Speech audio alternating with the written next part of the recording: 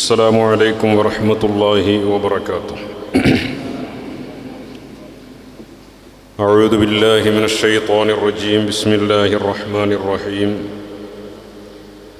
الحمد لله رب العالمين والعاقبة للمتقين والصلاة والسلام على أشرف المرسلين وعلى آله وأصحابه الفائزين. أما بعد، أعوذ بالله من الشيطان الرجيم. بسم الله الرحمن الرحيم. والسابقون الأولون من المهاجرين والأنصار والذين اتبعوهم بإحسان رضي الله عنهم ورضوا عنه. صدق الله العظيم. وقال النبي صلى الله عليه وسلم: يعش منكم بعدي فسيرى اختلافا كثيرا وعليكم بسنتي وسنة الخلفاء الراشدين المهديين تمسكوا بها وعضوا عليها بالنواجذ. صدق رسول الله. ബഹുമാന്യരായ ഈ മഹത്തായ സദസ്സിൻ പ്രാർത്ഥന നിർവഹിച്ച UAE-യിലുള്ള ദുബൈയിലുള്ള സമസ്ത കേരള ജമിയത്തുൽ ഉലമയുടെ പ്രവർത്തകർക്ക് ഒരു ആത്മീയ വെളിച്ചമായ അബ്ദുൽ ഹക്കീം തങ്ങൾ അൽ ബുഖാരി ഇവിടെ സ്വാഗത പ്രസംഗം നടത്തിയ ഇവിടെ ഈ യോഗത്തിൽ അധ്യക്ഷം വഹിക്കുന്ന ബഹുമാനപ്പെട്ട അലി ഫൈസി, ഈ യോഗം ഉദ്ഘാടനം ചെയ്ത ദുബൈ സുന്നി സെൻ്ററിൻ്റെ നേതാവും നമുക്കൊക്കെ ഗുരുനാഥനുമായ അബ്ദുൽ ജലീൽ ദാരിമി, അതുപോലെ ദുബൈ സുന്നി സെൻ്ററിൽ സമൂലമായ ആദർശബന്ധിതമായ പുരോഗമന പ്രവർത്തനങ്ങൾ നടത്തിക്കൊണ്ടിരിക്കുന്ന, അതിന് നേതൃത്വം നൽകുന്ന ഷക്കീർ തങ്ങൾ,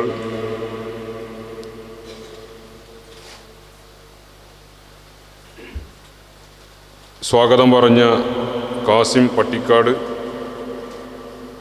അതുപോലെ വേദിയിലിരിക്കുന്ന ഹുസൈൻ ദാരിമി, ഹാജിക്ക അബ്ദുൽ ഖാദർ ഹാജിക്ക, അബ്ദുൽ ഖാദർ ഫൈസി, ജമാൽ സാഹിബ് തുടങ്ങി വേദിയിലും സദസ്സിലുമായി ഇരിക്കുന്ന സമസ്ത കേരള ജമിയത്തുൽ ഉലമയുടെയും സുന്നത്ത് ജമാഅത്തിൻ്റെയും പ്രവർത്തകരെ, സഹോദരങ്ങളെ, അല്ലാഹു സുബ്ഹാനഹു വ തആല നമ്മളീ ഒരുമിച്ച് കൂടിയത് സ്വാലിഹായ അമലായി കബൂൽ ചെയ്യട്ടെ. സമസ്ത കേരള ജമിയത്തുൽ ഉലമയുടെ സ്ഥാപക ദിനാചരണത്തിൻ്റെ ഭാഗമായി ജൂൺ 26-ന് നാട്ടിലൊക്കെ വിപുലമായ പല പ്രോഗ്രാമുകളും നടന്നു. ഇവിടെയുള്ള നമ്മുടെയൊക്കെ ജോലി സംബന്ധമായ സാഹചര്യങ്ങളെ പരിഗണിച്ചുകൊണ്ട് നമ്മളാൽ കഴിയുന്ന നമുക്ക് സൗകര്യമുള്ള ദിവസം ആ ചടങ്ങ് പൂർണ്ണാർത്ഥത്തിൽ നമ്മളും നിർവഹിക്കുകയാണ്. ഇതിൽ ഇവിടെ ബഹുമാനപ്പെട്ട സമദ് ഫൈസി ഉസ്താദിൻ്റെ പ്രസംഗം നിങ്ങൾ കേട്ടിട്ടുണ്ടാവും. അതിനുശേഷം നിലവിലെ സാഹചര്യങ്ങളുടെ അനുഭവ സമ്പത്ത് കൊണ്ട് ഇന്ന് നമുക്ക് വളരെ പ്രധാനപ്പെട്ട നമ്മളെ റാഫി പെരുമുക്കം ഇവിടെ സംസാരിച്ചു. ജലീൽ ദാരിമി ഉസ്താദിൻ്റെ വളരെ പ്രസക്തമായ, അതായത് അഹ്ലുസുന്നത്ത് വൽ ജമാഅത്ത് എന്ത് എന്ന് മനസ്സിലാക്കാൻ നല്ല ബോധത്തോടുകൂടെ നിഷ്പക്ഷമായി ഏതൊരാളും പഠിക്കേണ്ട ചരിത്രത്തിൻ്റെ പ്രധാന ഭാഗങ്ങളെക്കുറിച്ചാണ് ഉസ്താദ് സൂചിപ്പിച്ചത്. അത് മതി ശരിക്കും സുന്നത്ത് ജമാഅത്ത് എന്താണെന്ന് മനസ്സിലാവാൻ. അപ്പോൾ ഇതിൻ്റെയൊക്കെ ശേഷമാണ് ഇപ്പോൾ എൻ്റെ പ്രസംഗം നടത്തും. അപ്പോൾ ഏതായാലും സമസ്ത കേരള ജമിയത്തുൽ ഉലമയുടെ ആദർശ സംബന്ധമായ ഭാഗങ്ങളെ സ്പർശിച്ചുകൊണ്ടാണ് ഞാൻ പ്രസംഗിക്കേണ്ടത്. ഒരു സമസ്തക്കാരനെ സംബന്ധിച്ചിടത്തോളം ആർജവത്തോടു കൂടെ അവന് പറയാൻ താല്പര്യമുള്ള ഒരു വിഷയമാണ് സമസ്തയുടെ ആദർശം എന്ന്. സമസ്തക്കാരല്ലാത്തവരെ സംബന്ധിച്ചിടത്തോളം ഒരു ഗതിയില്ലാതെ കുടുങ്ങിയാൽ മാത്രം അവർ പറയുന്ന സംഗതിയാണ് ഇവിടെ ആദർശം എന്നത്. അതല്ലാത്തതൊക്കെ പറയാൻ അവർക്ക് 100 നാവായിരിക്കും. ഇപ്പോൾ നമ്മുടെ സ്ഥാപക ദിനവുമായി ബന്ധപ്പെട്ട് കേരളത്തിൽ ആരൊക്കെയാണ് സമസ്തയുടെ സ്ഥാപക ദിനത്തിൻ്റെ ആചാരമായിട്ട് കടന്നു വന്നിട്ടുള്ളത് നിങ്ങളൊന്ന് ആലോചിച്ച് നോക്കി. എന്നാൽ സമസ്തക്കാരായ നമ്മളെ സംബന്ധിച്ചിടത്തോളം നമ്മൾ ഏതെങ്കിലും കാന്തപുരം വിഭാഗത്തിൻ്റെ സ്ഥാപക ദിനം എന്ന് പറഞ്ഞിട്ട് നമ്മൾ ആചരിക്കാൻ പോകുമോ? ഇല്ല. തമാശക്കെങ്കിലും നമ്മൾ എന്തെങ്കിലും ഒരു താല്പര്യം കണ്ടിട്ട് ഞാൻ ഏൽപ്പിക്കാനാന്ന് ആരോടും പറയും. നമുക്കത് ഭയങ്കര മടിയാണ്, ഐബാണ് അല്ലേ. ഞാനൊരു കൊള്ളക്കാരനാന്നൊക്കെ പറയുന്ന പോലെ ഒരു ഐബാണ് നമുക്ക് വേറെ ഏതെങ്കിലും സംഘടനൻ്റെ ആളാന്ന് പറയില്ല. എന്താ കാരണം? നമ്മുടെ ആദർശത്തിൻ്റെ പരിശുദ്ധിയാണത്. നേരെ മറിച്ചു അവരതല്ല, ഞാൻ സമസ്തക്കാരനാണെന്നാ പറയാ. ഏത് സമസ്ത? അപ്പോൾ ഇങ്ങനെ നമ്മളെപ്പോലത്തെ ആൾക്കാർക്ക് മാത്രമേ പിടികൂടുള്ളൂ, അല്ലാത്തവർക്ക് കുത്തി ചോദിക്കാൻ കഴിയില്ലല്ലോ. എന്താ? ഈ ആദർശമാണ് ഇതിൻ്റെ ഒരു വഴി എന്നവർക്കൊക്കെ അറിയാം. കഴിഞ്ഞ വർഷമൊക്കെ ഭയങ്കര സമസ്തയുടെ സ്ഥാപക ദിന സന്ദേശം ഒക്കെ ഇവിടെ ഉണ്ടായിരുന്നു. ഈ വർഷമുണ്ട്. സ്ഥാപക ദിനാചരണത്തിൻ്റെ ഭാഗമായി സന്ദേശം കൊടുക്കുക. ആര്? സമസ്തക്കാരല്ലാത്തവർ. ഞങ്ങൾ സമസ്തക്കാരാണ് എന്ന് പറയാനുള്ളവരുടെ ആഗ്രഹം നിങ്ങൾ നോക്കി. അപ്പോൾ എത്ര പരിശുദ്ധമാണ് നമ്മുടെ പ്രസ്ഥാനത്തിൻ്റെ ആദർശം എന്നത് തന്നെ അത് നമ്മളെ ബോധ്യപ്പെടുത്തുന്ന കാര്യമാണ്. പിന്നെ ആദർശം എന്നത് മുഖ്യമായ വിഷയമാണ്. ഒരു മനുഷ്യൻ്റെ ശരീരത്തിൽ ജീവൻ എങ്ങനെയാണോ അതുപോലെയാണ് ഒരു മുസ്ലിമിനെ സംബന്ധിച്ചിടത്തോളം അവൻ്റെ ആദർശം. ജീവനില്ലാത്തൊരു ജനതയാണ് ലോകാവസാനത്തോടനുബന്ധിച്ച് വരിക. ജീവനില്ലാത്തെന്ന് പറഞ്ഞാൽ ആത്മീയ ജീവനില്ലാത്ത ജനതയാണ് ലോകാവസാനത്തേക്ക് വരിക. അങ്ങനെയുള്ളൊരു ജനതയിലേക്കാണ് ദജ്ജാൽ വരിക. അതുകൊണ്ട് തന്നെ ആദർശ സംബന്ധിയായി മനുഷ്യന് ഗൗരവം കുറഞ്ഞു തുടങ്ങുന്നത് നമ്മൾ ഭീതിയോടെ നോക്കി കാണേണ്ടതാണ്. അത് ലാഘവൽക്കരിക്കാൻ പറ്റില്ല. ഏത് പൊള്ളിയായാലും എന്തപ്പാണ്. മലയാളത്തിലുള്ള ഖുതുബ കേൾക്കാൻ വേണ്ടി UAE നിന്ന് പലരും സുന്നികൾ എന്ന് പറയുന്നവർ മലയാള പ്രസംഗം കേൾക്കാൻ വേണ്ടി പോകുന്നുണ്ടെങ്കിൽ അവൻ ആലോചിക്കണം.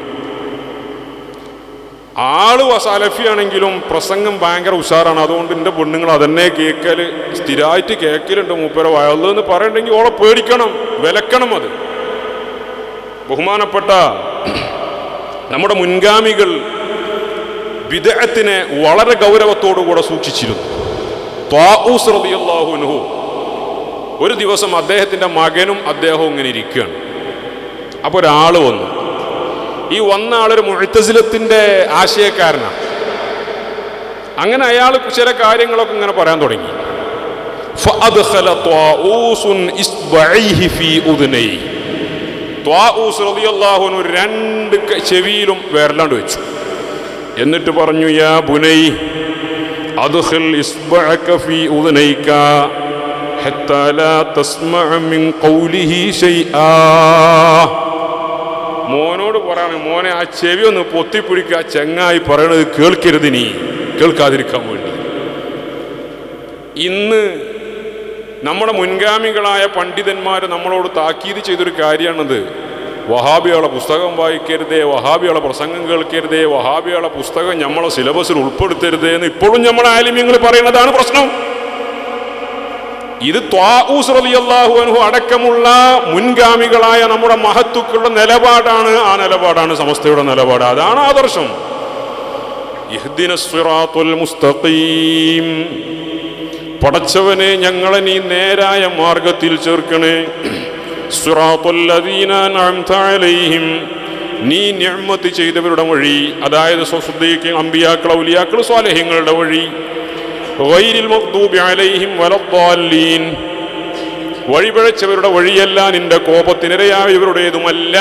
ഞങ്ങളെ നീ ഹിദായത്തിലാക്കണേ, മുസ്തഖീമായ വഴിയിലാക്കണേ, നീ അനുഗ്രഹിച്ചവരുടെ വഴി. അതിലെല്ലാം ഉണ്ട്. ഏതാണ് മുസ്തഖീമായ വഴി? സ്വർഗത്തിലേക്കുള്ള മുസ്തഖീമായ വഴി നീ നിഅമത്ത് ചെയ്തവരുടെ വഴിയാണ്. അതാരാണ്? അമ്പിയാക്കളാണ്, സ്വാലിഹീങ്ങളാണ്, ശുഹദാക്കളാണ്, സിദ്ദീഖീങ്ങളാണ്. എങ്ങനെയാണ് അവരുടെ വഴി നമ്മൾ അംഗീകരിക്കുക? സൂറത്തുൽ ഫാത്തിഹ കഴിഞ്ഞാൽ തൊട്ടടുത്ത സൂറത്തുൽ ബഖറ. ബിസ്മില്ലാഹിർ റഹ്മാനിർ റഹീം തുടങ്ങണത് എങ്ങനെയാ? അൽ ബഖറ എങ്ങനെ തുടങ്ങും? അലിഫ് ലാം മീം. എങ്ങനെയാണ് മുൻഗാമികളുടെ വഴിയെ നിങ്ങൾ അനുധാവനം ചെയ്യേണ്ടത് എന്നതിൻ്റെ നേർസാക്ഷ്യമാണത്. അലിഫ് ലാം മീം സെപ്പറേറ്റ് അല്ല.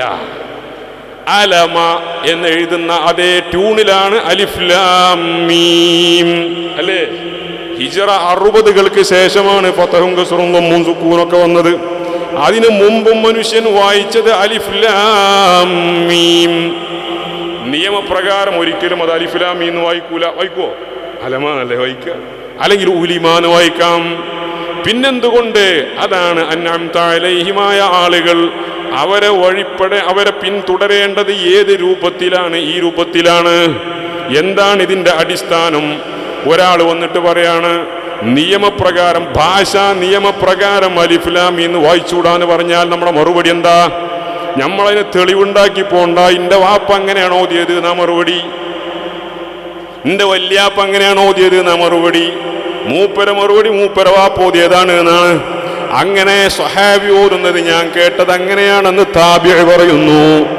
മുത്തുനബി ഓതിയത് അങ്ങനെയാണ് ഞാൻ കേട്ടത് എന്ന് സ്വഹാബി പറയുന്നു. ജിബ്രീൽ മുഖറബുൽ അംലാക്ക് മലക്കു ജിബ്രീൽ അലൈഹിസ്സലാം അങ്ങനെയാണ് ഓതിയത്. അതിനാൽ റസൂലുള്ളാഹി അങ്ങനെ ഓതി സ്വല്ലല്ലാഹു അലൈഹി വസല്ലം. അതന്നെ സുന്നത്തുമായത്. ഈ പരമ്പരക്കാണ് അഹ്ലുസ് സുന്നത്തി വൽ ജമാഅ എന്ന് പറയാ. ഈ വഴിയിൽ നിൽക്കാൻ കഴിയുക എന്നതാണ് ഒരു മനുഷ്യന്റെ മുസ്തഖീമായ വഴിയിൽ നിൽക്കാനുള്ള താല്പര്യം. എന്തിനാണ് എന്ന് ചോദിച്ചാൽ ഈ വഴിയിൽ നിൽക്കാനാണ്. അതെങ്ങനെ നിൽക്കേണ്ടത്? പൂർവികരിൽ തന്നെയാണ്. ഇതാണ് പറയുമ്പോൾ ഓതുകയാണ്. ജാഹിലിയ കാലഘട്ടത്തിലുള്ള മക്ക മുശ്രിക്കീങ്ങൾ അവരുടെ മുൻഗാമികളായ ആളുകൾ ചെയ്ത ശിർക്കിനെ കുറിച്ച് വാദിച്ച ആയത്തുകളെ പറയുന്നത് ഇതിന് തെളിവായിട്ട് പറയാ. ഞങ്ങളെ വാപ്പാരങ്ങനെയാണ്, ഞങ്ങളെ വാപ്പാര ആരാധിച്ചിരുന്നതാണ് എന്നാ എന്ന പോലെ സുന്നികൾ പറയണ ഇന്റെ വാപ്പ ഓതിയത് അങ്ങനെയാണ് എന്നാ. അബൂജഹലിന്റെ വാപ്പ മുസ്ലിം അല്ല, പക്ഷെ ഈ പറയുന്ന സുന്നിന്റെ വാപ്പ മുസ്ലിമാണ് എന്ന് മാത്രല്ല, മരിക്കുന്ന സമയത്ത് ലാ ഇലാഹ ഇല്ലല്ലാഹ് എന്ന് ഉറക്കെ ചൊല്ലി മരിച്ച മുസ്ലിമാണ്. ഇതാ വ്യത്യാസം. ഈ തരം ആളുകളെ കുറിച്ചാണ് ബഹുമാനപ്പെട്ട അബ്ദുല്ലാഹി ഇബ്നു അബ്ബാസ് റളിയല്ലാഹു അൻഹു പറഞ്ഞത്. അവര് വിശുദ്ധ ഖുർആനിലെ ആയത്തുകൾ ഓതും, എന്നിട്ടോ അസ്ഥാനത്ത് അവരോധ മുശ്രിക്കീങ്ങൾക്കെതിരെ ഇറങ്ങിയ ആയത്തുകളെ മുസ്ലിമീങ്ങൾക്കെതിരായിട്ട് അവരോതും എന്ന് ഖവാരിജുകളെ കുറിച്ച് ബഹുമാനപ്പെട്ടവർ പറഞ്ഞു. ആ ഖവാരിജുകളുടെ പിൻഗാമികളാണ് സകല മുബ്തദിഈങ്ങളും. മഹാന്മാരായ നമ്മുടെ മുൻഗാമികൾ പലരും മുബ്തദിഈങ്ങളായ മുഴുവൻ ആളുകളെയും ഖവാരിജ് എന്ന് പ്രയോഗിച്ചിരുന്നു. ഇമാമിയങ്ങൾ എല്ലാ വിദഅത്തിന്റെയും തുടക്കം അവിടുന്നാണ്, ഖവാരിജുകളിൽ നിന്ന്. അതാരാ? മുനാഫിഖീങ്ങളാണ്. മുനാഫിഖീങ്ങൾ അവർ റസൂലുള്ളാഹി സ്വല്ലല്ലാഹു അലൈഹി വസല്ലം തങ്ങളുടെ കാലത്തുണ്ടായിരുന്നു. മുനാഫിഖീങ്ങളാണ് കാഫിരീങ്ങളെക്കാൾ അപകടകാരികൾ. ഇസ്ലാമിന്റെ റസൂലുള്ളാഹി തങ്ങളുടെ ഏറ്റവും വലിയ ശത്രു ആരായിരുന്നു? റസൂലുള്ളാഹിന്റെ ഏറ്റവും വലിയ ശത്രു ആയിരുന്നു. റസൂലുള്ളാഹിന്റെ ഏറ്റവും വലിയ ശത്രുക്കൾ ആരായിരുന്നു? ഒരാളെ പേര് നിങ്ങൾക്ക് അറിയുന്നു? അബൂജഹലാണ് വേം വരിക അല്ലേ? അബൂജഹൽ എന്നാൽ ഹിജ്റയുടെ 2-ാം വർഷം ബദർ യുദ്ധത്തിൽ അവന്റെ കഥ തീരലോടുകൂടെ അബൂജഹലിനെ കൊണ്ടുള്ള ഉൽമ അവസാനിച്ചു. അതവിടെ തീർന്നതാ. പക്ഷേ അതിനേക്കാൾ മുസ്ലിം ഉമ്മത്തിന് പ്രയാസമുണ്ടാക്കിയ ശത്രുക്കൾ മുനാഫിഖീങ്ങളാണ്. അത് അക്കാലത്തും പിൽക്കാലത്തും ഇക്കാലത്തും അങ്ങനെയുള്ളവരാണ്. പുറത്തുള്ള ശത്രുവിനെ നമുക്ക് നേരിടാം. ഞാനൊരു സംഭവം പറയാം. ബദർ യുദ്ധം കഴിഞ്ഞു, ഉഹദ് യുദ്ധം നടക്കുകയാണ്. സ്വഹാബികൾ 1000-ഓളം ആളുകളാണുള്ളത്, ശത്രുക്കളോ 3000-ഓളം ആളുകളുണ്ട്. യുദ്ധത്തിനു വേണ്ടി മദീനയുടെ ബോർഡറായ ഉഹദിൽ ശത്രുക്കളെ പ്രതിരോധിക്കാൻ വേണ്ടി റസൂലുള്ളാഹി തങ്ങളുടെ നേതൃത്വത്തിൽ മാർച്ച് നടക്കുകയാണ്. ഉഹദിന്റെ സമീപത്തെത്തുമ്പോൾ അവരിൽ ചില ആളുകൾ പറയുന്നു, അവർ വലിയ സംഘമാണ് വരുന്നത്, നമ്മൾ ഹലാക്കായി പോകും, അതുകൊണ്ട് ഞങ്ങളില്ല. 300 ആളുകളാണ് വഴിയിൽ വെച്ച് മടങ്ങിയത്. ഈ 300 ആളും മുനാഫിഖുകളായിരുന്നു. നമ്മളൊന്ന് ആലോചിച്ച് നോക്കി, 3000 ആളുകളോട് യുദ്ധം ചെയ്യാൻ പോണ 1000 ആൾക്കാർ. അതിന് 300 ആൾ മടങ്ങിയ ബാക്കി എത്ര ഉണ്ടാകുക? 700 ആൾ. ഈ ആൾക്കാർ ആത്മവീര്യം ചോർന്നില്ലേ? നമ്മളാണെങ്കിൽ അപ്പം നമുക്ക് പെണ്ണുങ്ങൾക്ക് സാധനം വാങ്ങിക്കൊടുക്കാൻ വിളിക്കുന്നുണ്ടാവും. ഈ ഫോണ് കൊണ്ട് ഫോണും ചെവിയിൽ വെച്ച് അവിടുന്ന് വല്ലതും നാട് നീങ്ങിക്കും അല്ലേ? ഒരു മനുഷ്യനെ കിട്ടൂല. അതാ സ്വഹാബികളുടെ ഈമാൻ. മുനാഫിഖീങ്ങളുടെ ദുൽമതാണ് ഉള്ളിൽ നിന്നുകൊണ്ട് വീര്യം ചോർക്കുക. അത്തരം സന്ദർഭങ്ങളിൽ നമ്മൾ സ്വീകരിക്കേണ്ട നിലപാട് എന്താണ് എന്ന് അല്ലാഹു സുബ്ഹാനഹു വ തആല നമ്മളെ ഓർമ്മപ്പെടുത്തിയിട്ടുണ്ട് വിശുദ്ധ ഖുർആൻ. മുനാഫിഖീങ്ങൾ ഒരിക്കലും നമ്മുടെ മുമ്പിൽ അക്രമകാരികളായി അല്ല അവർ വരിക. അവർ വലിയ പരിശുദ്ധരായിട്ടാണ് വരിക. അവർ ഇസ്ലാഹിന്റെ ആളുകളാണെന്നും പറഞ്ഞിട്ടാ വരിക. ഇതൊക്കെ നമ്മൾ തിരിച്ചറിയണം. ആനുകാലികമായ ഏത് കാര്യങ്ങളെക്കുറിച്ച് നിങ്ങൾ ചിന്തിച്ചാലും മനുഷ്യ സമൂഹത്തിൽ നടക്കുന്ന ഏത് കാര്യങ്ങൾക്കും മുൻമാതൃകയുണ്ട്. നബി സല്ലല്ലാഹു അലൈഹി വസല്ലമ തങ്ങളുടെ കാലഘട്ടത്തിൽ നടന്ന കാര്യങ്ങൾക്ക് മുൻമാതൃകയുണ്ടായിരുന്നു. അക്കാലത്തിലുള്ള മുനാഫിഖീങ്ങളോടാണ് അലം യഅതിഹിം നബഉല്ലദീന മിൻ ഖബ്ലിഹിം ഖൗമി നൂഹിൻ വആദിൻ വസമൂദ വഖൗമി ഇബ്രാഹീമ വഅസ്ഹാബി മദിയന വൽമുഅ്തഫികാത്ത് അതതുഹും റസുലുഹും ബിൽബയ്യിനാത്ത് ഫമാ കാന അല്ലാഹു ലിയദ്ലിമഹും വലാകിൻ കാനൂ അൻഫുസഹും യദ്ലിമൂൻ.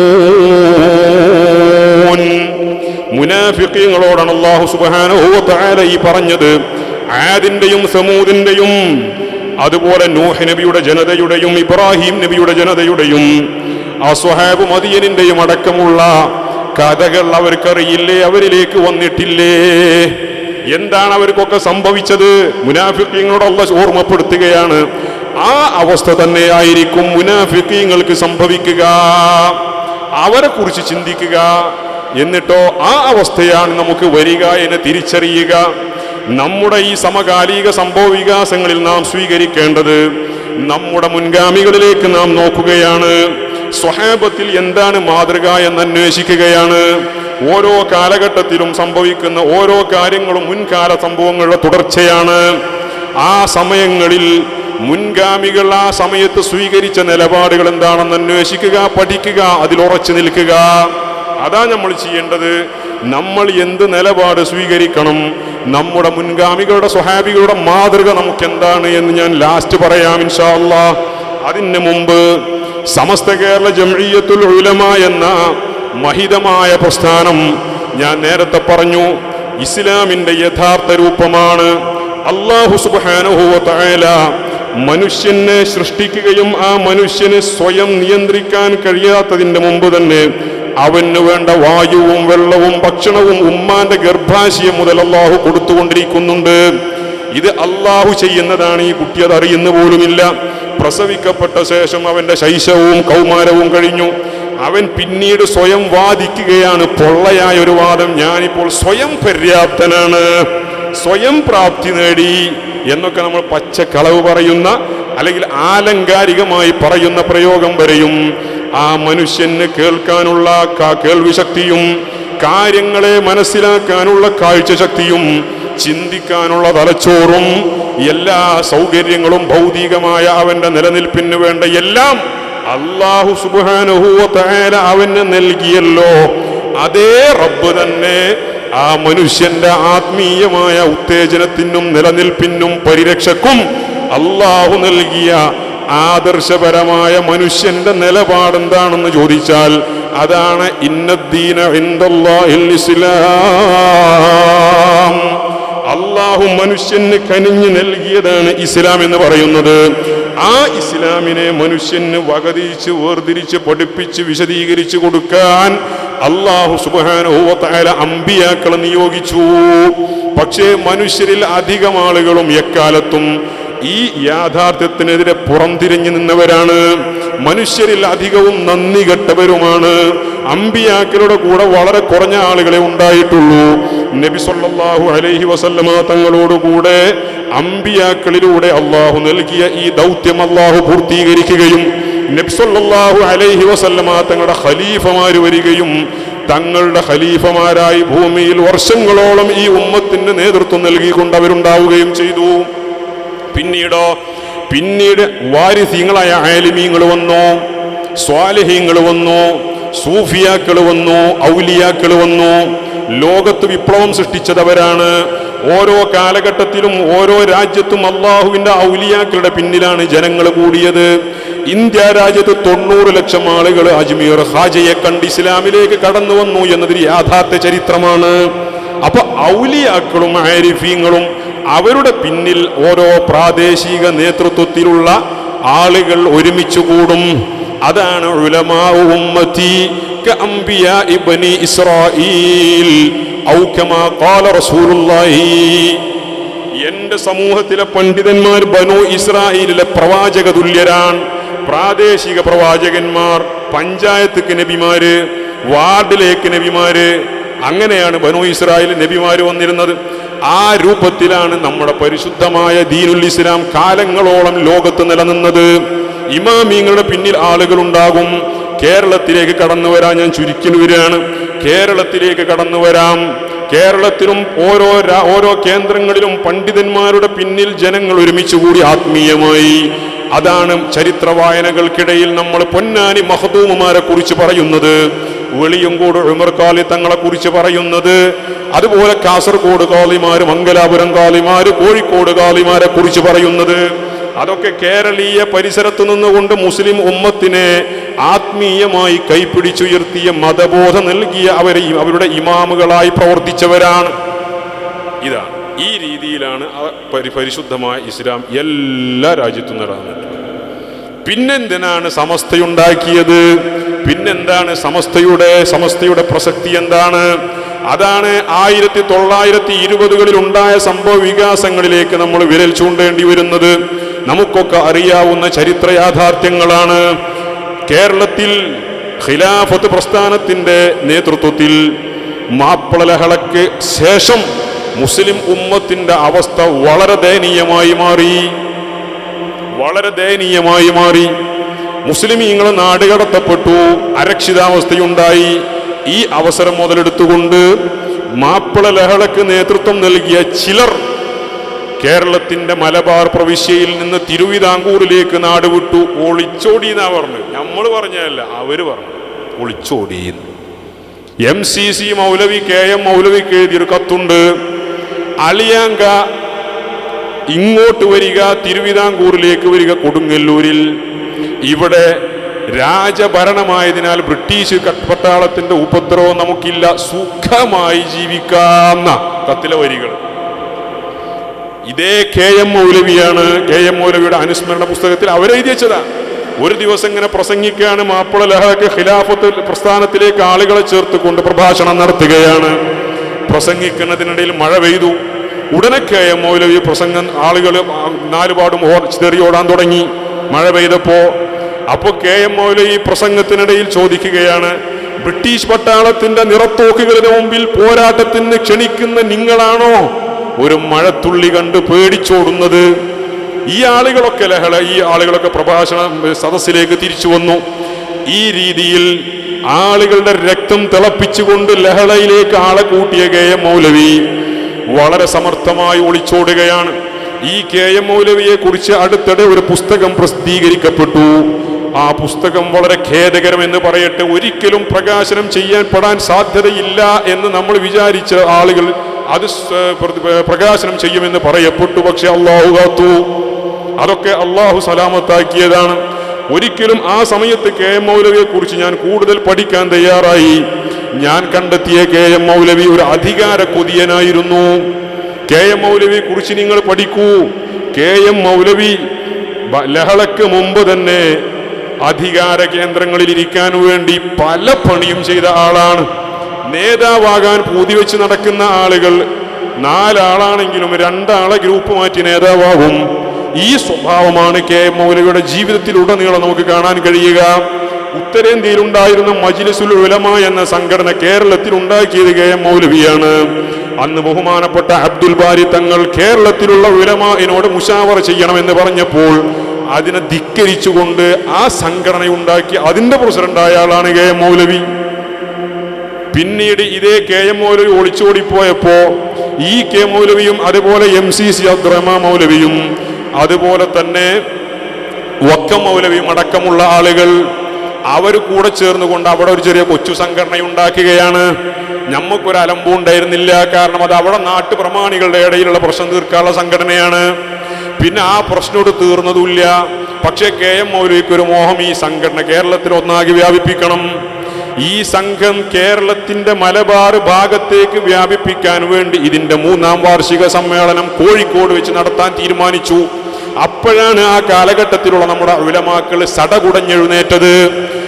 കൊടുങ്ങല്ലൂരിൽ ആ ഇട്ടാവട്ട പ്രദേശത്ത് അവരെന്ത് കളി കളിച്ചാലും നമുക്ക് പ്രശ്നമില്ലായിരുന്നു.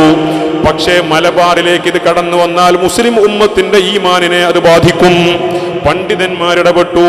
ഇദാ ലഹറൽ ബിദ്അ വസഖത്തൽ ആലിമു വഅലൈഹി ലഅനത്തുല്ലാഹി വൽ മലായികതി വന്നാസി അജ്മഈൻ ഔ കമാ ഖാല റസൂലുള്ളാഹി. ബിദ്അത്തിന്റെ നാമ്പെടുത്തു കഴിഞ്ഞാൽ ആലിമീങ്ങൾ അവരുടെ ശബ്ദമുയർത്തണം. ആ ആലിമീങ്ങൾ ശബ്ദമുയർത്തിയില്ലെങ്കിൽ അവരിലാണ് ലഅനത്തുണ്ടാവുക എന്നാ റസൂലുള്ളാഹി തങ്ങൾ പഠിപ്പിച്ചത്. ഉലമാ സടകുടഞ്ഞെഴുന്നേറ്റു. സമസ്ത കേരള ജംഇയ്യത്തുൽ ഉലമയുടെ ആദ്യപടി എന്നോണം ഒരു സമിതി രൂപീകരിക്കുകയും ആളുകളെയും പണ്ഡിതന്മാരെയും ഈ കാര്യം ബോധ്യപ്പെടുത്തുകയും ഈ കൂട്ടായ്മയുടെ ആവശ്യകതയെക്കുറിച്ച് ബോധ്യപ്പെടുത്തുകയും ചെയ്തു.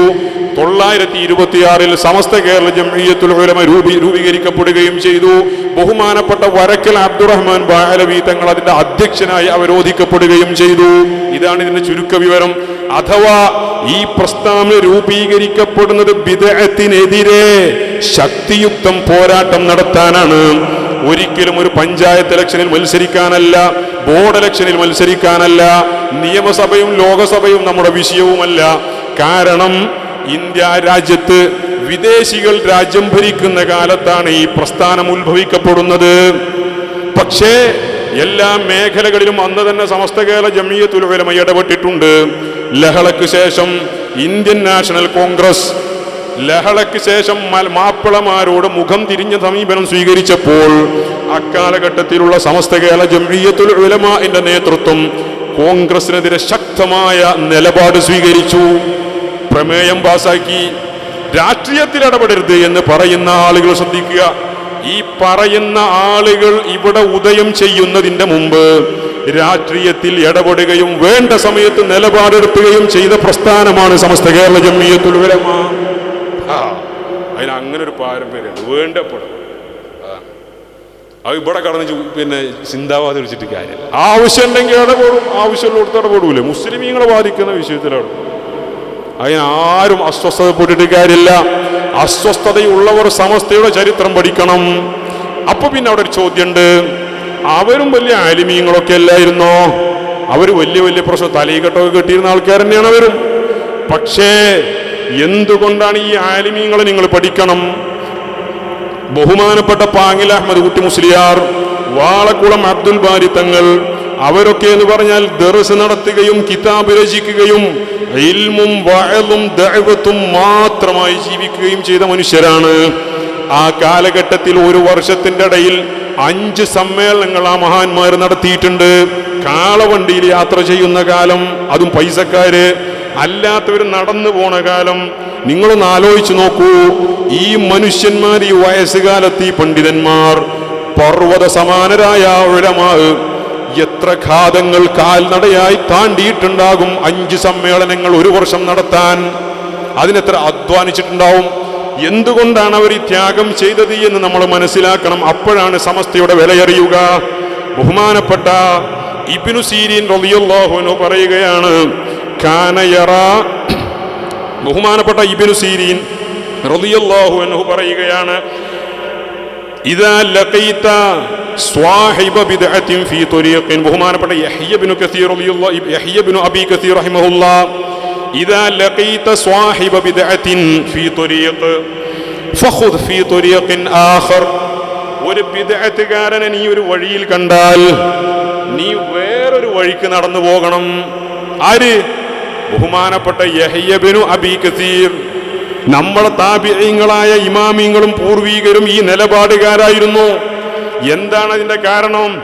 ബിദ്അത്തുകാരനുമായി സഹവസിക്കരുതേ എന്ന് പറയുമ്പോൾ, ബിദ്അത്തുകാരനുമായി കൂടിച്ചേരരുതേ എന്ന് പറയുമ്പോൾ, സമസ്തക്കാരെ മുഴുവനും മറ്റെന്തൊക്കെയോ ആക്കി മാറ്റാൻ ശ്രമിക്കുന്നവർ ലോകം തിരിയാത്തവരാക്കാൻ ശ്രമിക്കുന്നവർ, ഈ ആഗോള മുസ്ലിം സമൂഹത്തിന്റെ ഇടയിൽ ജീവിക്കാൻ കൊള്ളരുതാത്തവരായി ചിത്രീകരിക്കപ്പെടുന്നവർ, ഇതാണ് ദീനിന്റെ വഴി, ഇതാണ് ആലിമീങ്ങളുടെ വഴി, ഇതാണ് ആരിഫീങ്ങളുടെ വഴി, ഇതാണ് ഇസ്തിഖാമത്തിന്റെ വഴി.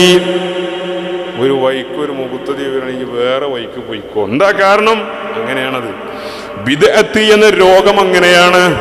മൻ വഖറ സ്വാഹിബ ബിദ്അ ഫഖദ് ആന അലാ ഹദ്മിൽ ഇസ്ലാം. മുഹമ്മദ് ബിൻ അസ്ലം റഹിമഹുല്ലാഹ് ഒരു ബിദ്അത്തുകാരനെ എന്തെങ്കിലും നിലക്കൊരു ബിദ്അത്തുകാരനോട് സോഫ്റ്റ് കോർണർ സ്വീകരിച്ചാൽ പോലും അവനെ ആദരിക്കുകയോ ബഹുമാനിക്കുകയോ ചെയ്താൽ അവൻ ഇസ്ലാമിനെ പൊളിക്കാൻ സഹായിച്ചവനായി. എന്തായാലും കാരണം അതാണ് ബിദ്അത്ത് സ്വർഗത്തിലുള്ളതല്ലോ, ബിദ്അത്ത് സ്വർഗത്തിലേക്കുള്ളതല്ല. വിശുദ്ധ ഖുർആനിൽ അല്ലാഹു സുബ്ഹാനഹു വ തആല പറഞ്ഞില്ലേ, കണ്ടാൽ നല്ലവരാൻ തോന്നും, പക്ഷെ പണി സ്വർഗത്തിലുള്ളതല്ല, അവരുടെ ആഖിബത്തും സ്വർഗമല്ല. ഫീ ഖുലൂബിഹിം മറദുൻ ഫസാദഹുമുല്ലാഹു മറദാ. അവരുടെ ഹൃദയത്തിൽ രോഗമുണ്ട്, ആ രോഗത്തെ അള്ളാഹു അധികരിപ്പിച്ചുകൊണ്ടേയിരിക്കും. മുനാഫിഖീങ്ങൾ അതന്നെ മുബ്തദി. അവർക്ക് അവരുടെ രോഗത്തെ അള്ളാഹു അധികരിപ്പിച്ചുകൊണ്ടേയിരിക്കും. അവർക്കൊരിക്കലും നേരെയാവണം എന്നുള്ള ചിന്ത വരില്ല. അതിന് കുറെ കാരണങ്ങൾ ഞാൻ പറയാം. وَإِذَا قِيلَ لَهُمْ لَا تُفْسِدُوا فِي الْأَرْضِ قَالُوا إِنَّمَا نَحْنُ مُصْلِحُونَ. അവരോട് നിങ്ങൾ ഭൂമിയിൽ കുഴപ്പമുണ്ടാക്കല്ലേ, പ്രശ്നമുണ്ടാക്കല്ലേ എന്ന് പറയപ്പെട്ടാൽ അവര് പറയും ഇന്നമാ നഹ്നു മുസ്ലിഹൂൻ, ഞങ്ങൾ ഈ സിസ്റ്റം നന്നാക്കാൻ വന്നവരാണ്. സിസ്റ്റം പഴയ സിസ്റ്റത്തിൽ നിന്നൊക്കെ മാറി തുടങ്ങിയിട്ടുണ്ട്. പൂർവിക നേതൃത്വത്തിന്റെ വഴിയിൽ നിന്നൊക്കെ മാറിയിട്ടാണ് ഇപ്പൊ പോക്കുള്ളത്. നേതാക്കന്മാർക്കൊക്കെ ക്വാളിറ്റി കുറഞ്ഞു പോയിട്ടുണ്ട്. അതുകൊണ്ട് ഈ സിസ്റ്റം നന്നാക്കാൻ ഇസ്ലാഹിനു വേണ്ടിയാണ് ഞങ്ങൾ വന്നതെന്നവർ പറയും. ഖുർആൻ എല്ലാ കാലത്തേക്കും ഉള്ളതാണ് എന്ന് നിങ്ങൾ വിശ്വസിക്കുന്നുണ്ടെങ്കിൽ ഇന്നും നിങ്ങൾക്ക് ഈ ആയത്ത് തെളിവ് തന്നെയാണ്. അല്ലെങ്കിൽ ഖുർആൻ എക്കാലത്തേക്കും ഉള്ളതാണ് എന്നതിനെ നിങ്ങൾ തള്ളിപ്പറയണം. അങ്ങനെ തള്ളിപ്പറഞ്ഞാൽ നിങ്ങൾ മുസ്ലിമാണെന്ന് പറയാനും പാടില്ല. എന്ത് ചെയ്യും?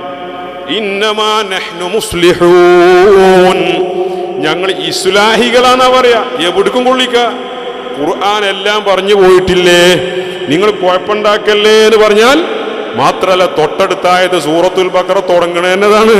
മുനാഫിഖീങ്ങൾ കാഫിരിങ്ങളൊക്കെയാണ് അപകട. അതുകൊണ്ടാണ് തൊട്ടടുത്ത ആയത്ത് وَإِذَا قِيلَ لَهُمْ آمِنُوا كَمَا آمَنَ النَّاسُ. അന്നാസ് വിശ്വസിച്ച പോലെ നിങ്ങൾ വിശ്വസിക്കണേ. ആരാ അന്നാസ്? നബി സല്ലല്ലാഹു അലൈഹി വസല്ലമ തങ്ങളുടെ സ്വഹാബികളാണെന്നൊരു അഭിപ്രായം. സ്വാലിഹീങ്ങളാണ്, സുദ്ദീഖീങ്ങളാണ്, മുൻഗാമികളായ മഹത്തുക്കളാണ്. അന്നാസ്, മുൻഗാമികളായ അന്നാസ് വിശ്വസിച്ചതുപോലെ അവരുടെ നിലപാടിൽ നിങ്ങൾ നിൽക്കണമെന്ന് മുനാഫിഖീങ്ങളോട് പറയപ്പെട്ടാൽ ഖാലൂ, അവരെന്താ പറയാ? അനുഅ്മിനു കമാ ആമന സുഫഹാ. ആ കഥല്ലാത്ത ആൾക്കാർ വിശ്വസിച്ച പോലെ ഞങ്ങൾ വിശ്വസിക്കേ. അവർ പള്ളിന്റെ മൂലയിൽ ചൊറിഞ്ഞു കുത്തിയിരുന്ന് കിതാബോധി പഠിച്ചവരാണ്. ഒരു ലോകം കണ്ടിട്ടില്ല, ഓല് ഈജിപ്തിൽ പോയിട്ടില്ല, ഓല് കേരളം വിട്ട് പുറത്തു പോയിട്ടില്ല, ഉത്തരേന്ത്യയിൽ പോയിട്ടില്ല. ലോകം കാണാത്ത അവരെ നിലപാട് നമ്മൾ എന്തിനാ സ്വീകരിക്കുന്നത്? നമ്മൾ ലോകം കണ്ടോരാ. ഇന്നർത്ഥം വെക്കുകയാണെങ്കിൽ നമുക്ക് അങ്ങനെ അർത്ഥം വെക്കാലോ. അക്കാലഘട്ടത്തിലുള്ള എക്കാലഘട്ടത്തിലുമുള്ള മുനാഫിഖീങ്ങൾ ഇങ്ങനെ തന്നെ പറയാ. മുൻഗാമികൾക്ക് കാര്യം തിരിഞ്ഞിട്ടില്ല എന്നവർ പറയാ. അവർ സുഫഹാക്കളാണ് പറയാ. സുഫഹാക്കളാണ്, അവർക്ക് ലോകം തിരിഞ്ഞിട്ടില്ല. അവരെ പോലെ നമ്മളാകുകയും. എന്നിട്ടല്ല പറയാണ് അലാ ഇന്നഹും ഹുമുസ് സുഫഹാഉ വലാകിൻ ലാ യഅലമൂൻ. എന്നാൽ അറിയണം, അവർ തന്നെയാണ് വിഡ്ഢികൾ. പക്ഷെ അവർ വിഡ്ഢികളാണ് എന്നും അവരറിയില്ല. നാലാമനോ പടുജാഹിലാണവനില്ല, ഞാൻ ജാഹിലാണ് എന്നതിൽ അറിവില്ല. അവരെ കൊണ്ട് വലിയ ഷെറുണ്ട് എക്കാലത്ത്. അല്ലാഹ് കാക്കട്ടെ. അപ്പൊ മുനാഫിഖീങ്ങൾ വലിയ അപകടമാണ്. അത് തന്നെയാണ് മുബ്തദിഈങ്ങൾ. അൽ ബിദ്അത്തു അഹബ്ബു ഇലാ ഇബ്ലീസ. ബഹുമാനപ്പെട്ട ഇമാം സുഫിയാൻ സൗരി റഹിമഹുള്ള പറയാണ്, കേട്ടോ, നമ്മൾക്ക് എന്തുകൊണ്ടാണ് ഇത്ര ശിദ്ദത്ത്? എന്നോട് ഇങ്ങോട്ട് വന്നപ്പോൾ നമ്മളെ സുഹൃത്ത്, വളരെ അടുത്തൊരു സുഹൃത്ത് എന്നോട് തമാശക്ക് പറഞ്ഞു, അത് ശരി, ഒന്ന് കടുപ്പം കുറക്കണം കേട്ടോ. എന്താണ് നമ്മളെന്താ കടുപ്പുണ്ടാകാൻ കാരണമോ? നമുക്ക് വ്യക്തിപരമായിട്ടൊരു ലാഭവും ഇല്ല, നഷ്ടങ്ങൾ ധാരാളം ഉണ്ടായിട്ടുണ്ട്, ബന്ധങ്ങൾ പലതും തകർന്നു പോയിട്ടുണ്ട്, ഭീഷണികളെ കൊണ്ട് എന്നെ പലവട്ടം കൊന്നിട്ടുണ്ട്, എന്നെ പലവട്ടം പ്രയാസപ്പെടുത്തിയിട്ടുണ്ട്. എന്നെ കുറെ കൊല്ലലൊക്കെ കഴിഞ്ഞതാണ്. എന്താണ് നമുക്ക് ശിദ്ദത്തിന്റെ കാരണം? എന്താ? വ്യക്തിപരമായ ഒരു ലാഭമില്ല. ബിദ്അത്ത് ഈ ഉമ്മത്തിനെ നശിപ്പിക്കും. അള്ളാഹുവിനോട് നമ്മൾ ദുആ ചെയ്യുന്നത് എന്താണ്? ബിദ്അത്ത് വലാലത്തിനെ തൊട്ട് നമ്മുടെ അഹ്ലിനെയും ഉസൂല് നമ്മുടെ ഫുറൂഇനെയും മക്കളെയൊക്കെ ബിദ്അത്തിൽ നിന്ന് കാക്കണേ. എപ്പോഴും നമ്മൾ ദുആ ചെയ്യുന്നതാണത്. കാരണം എന്താ? ബിദ്അത്ത് മനുഷ്യനെ സ്വർഗത്തിലേക്ക് എത്തിക്കില്ല. അൽ ബിദ്അത്തു, സുഫിയാൻ സൗരി തങ്ങൾ പറയാണ്, അൽ ബിദ്അത്തു അഹബ്ബു ഇലാ ഇബ്ലീസ. ബിദ്അത്ത് ഇബ്ലീസിന് വളരെ പ്രിയപ്പെട്ടതാണ്. മിനൽ മഅസിയ, ദോഷം ചെയ്യുന്നതിനേക്കാൾ, ഒരാൾ കള്ള് കുടിക്കുന്നതിനേക്കാൾ പിശാചിന് ഏറ്റവും പ്രിയപ്പെട്ടതാണ് തൗഹീദിൽ മുൻഗാമികൾക്ക് തെറ്റുപറ്റി എന്നും പറഞ്ഞു വയല് പറയല്. ഒരു വഹാബി മൗലവിന്റെ KNM-ന്റെ ബോർഡും വെച്ചിട്ടുള്ള പ്രസംഗം ഉണ്ടല്ലോ, ആ പ്രസംഗം നടത്തുന്നവനേക്കാൾ പിശാച് ആ പ്രസംഗം നടത്തുന്നത് പിശാചിന് ഏറ്റവും ഇഷ്ട. ആരെക്കാൾ? തൊട്ടടുത്ത ബാറിലേക്ക് ചാരായം കുടിക്കാൻ പോകുന്നവനേക്കാൾ. കാരണം എന്താ? ഇത് വിദേഹത്തേക്ക് ആളെ കൂട്ടുകയാണ്. അതിന് ബഹുമാനപ്പെട്ടവർ പറഞ്ഞ കാരണം എന്താണെന്നറിയോ? അത് ചിന്തിക്കേണ്ടതാണ്.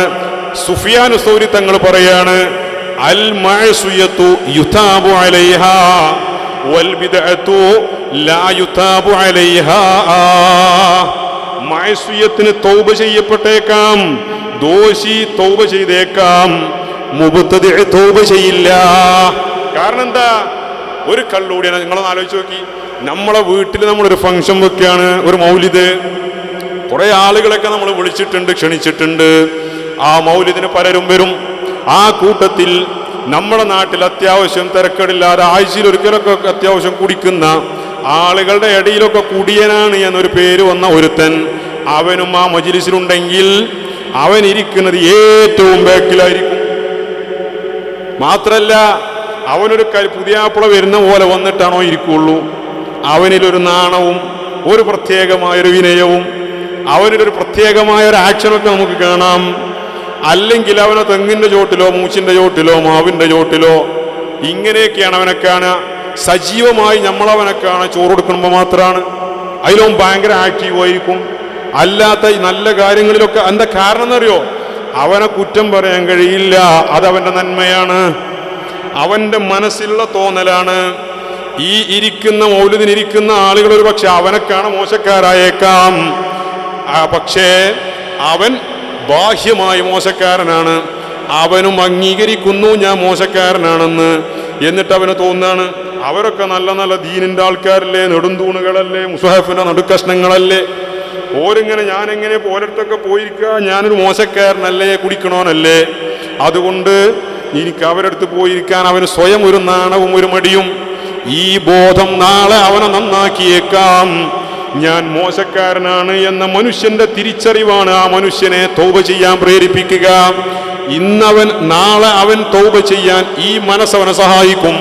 പക്ഷേ ഒരു മുബ്തദി ഒരിക്കലും അങ്ങനെയല്ല.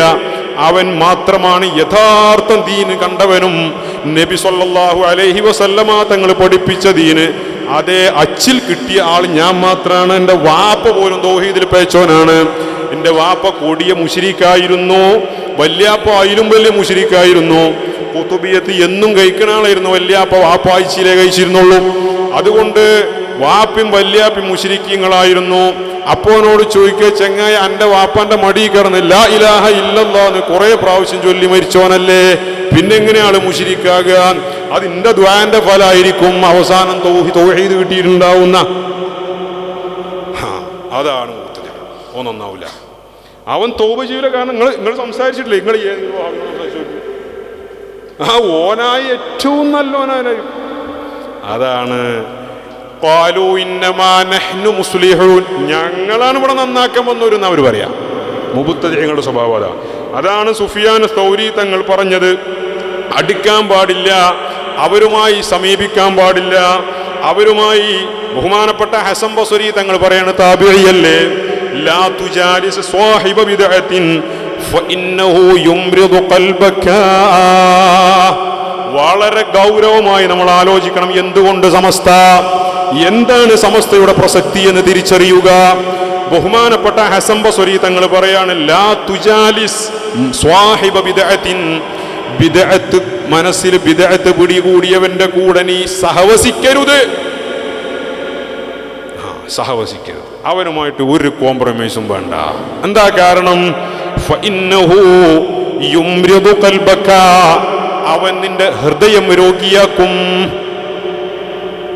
നിന്റെ ഹൃദയത്തെ രോഗിയാക്കും, ഹൃദയത്തിൽ അസുഖം ഉണ്ടാക്കും. ഇനി ഞാൻ പറഞ്ഞു, നമ്മുടെ കുടുംബത്തിൽ നിന്ന് ഒരു വഹാബിന്റെ വീട്ടിലേക്ക് നിങ്ങൾ മകളെ കെട്ടിച്ചു വിട്ടിട്ടുണ്ടെങ്കിൽ, അല്ലെങ്കിൽ ഒരു വഹാബിയുടെ കുടുംബത്തിൽ നിന്ന് നിങ്ങളുടെ മകനൊരു കല്യാണം കഴിച്ചിട്ടുണ്ടെങ്കിൽ, നിങ്ങളുടെ മകൾ ഒരിക്കലും അവിടെയുള്ള ഒരാളെ സുന്നിയാക്കിയത് നിങ്ങൾ കേൾക്കാൻ കഴിയില്ല. മാത്രമല്ല, നിങ്ങളുടെ മകള് വഹാബിയായത് നിങ്ങൾക്ക് കാണാൻ കഴിയും.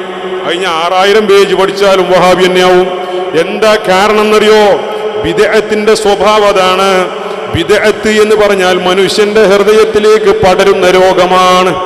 അതുകൊണ്ടാണ് മഹാന്മാരായ സ്വഹാബത്ത് അതിൽ ശിദ്ദത്ത് കാണിച്ചത്. ശിദ്ദത്ത് കാണിച്ചത് ഞാൻ വരാം. ബിദ്അത്ത് യുംറിദു ഖൽബക, അവനുമായി നീ സഹവസിക്കരുത്. ഇത് പറയുമ്പോൾ, ഈ കാലത്ത് പറയുമ്പോൾ നമ്മളെ ആക്ഷേപിക്കും, ഓ നീ ആധുനിക സമൂഹത്തിൽ ജീവിക്കാൻ പറ്റുവാനല്ല.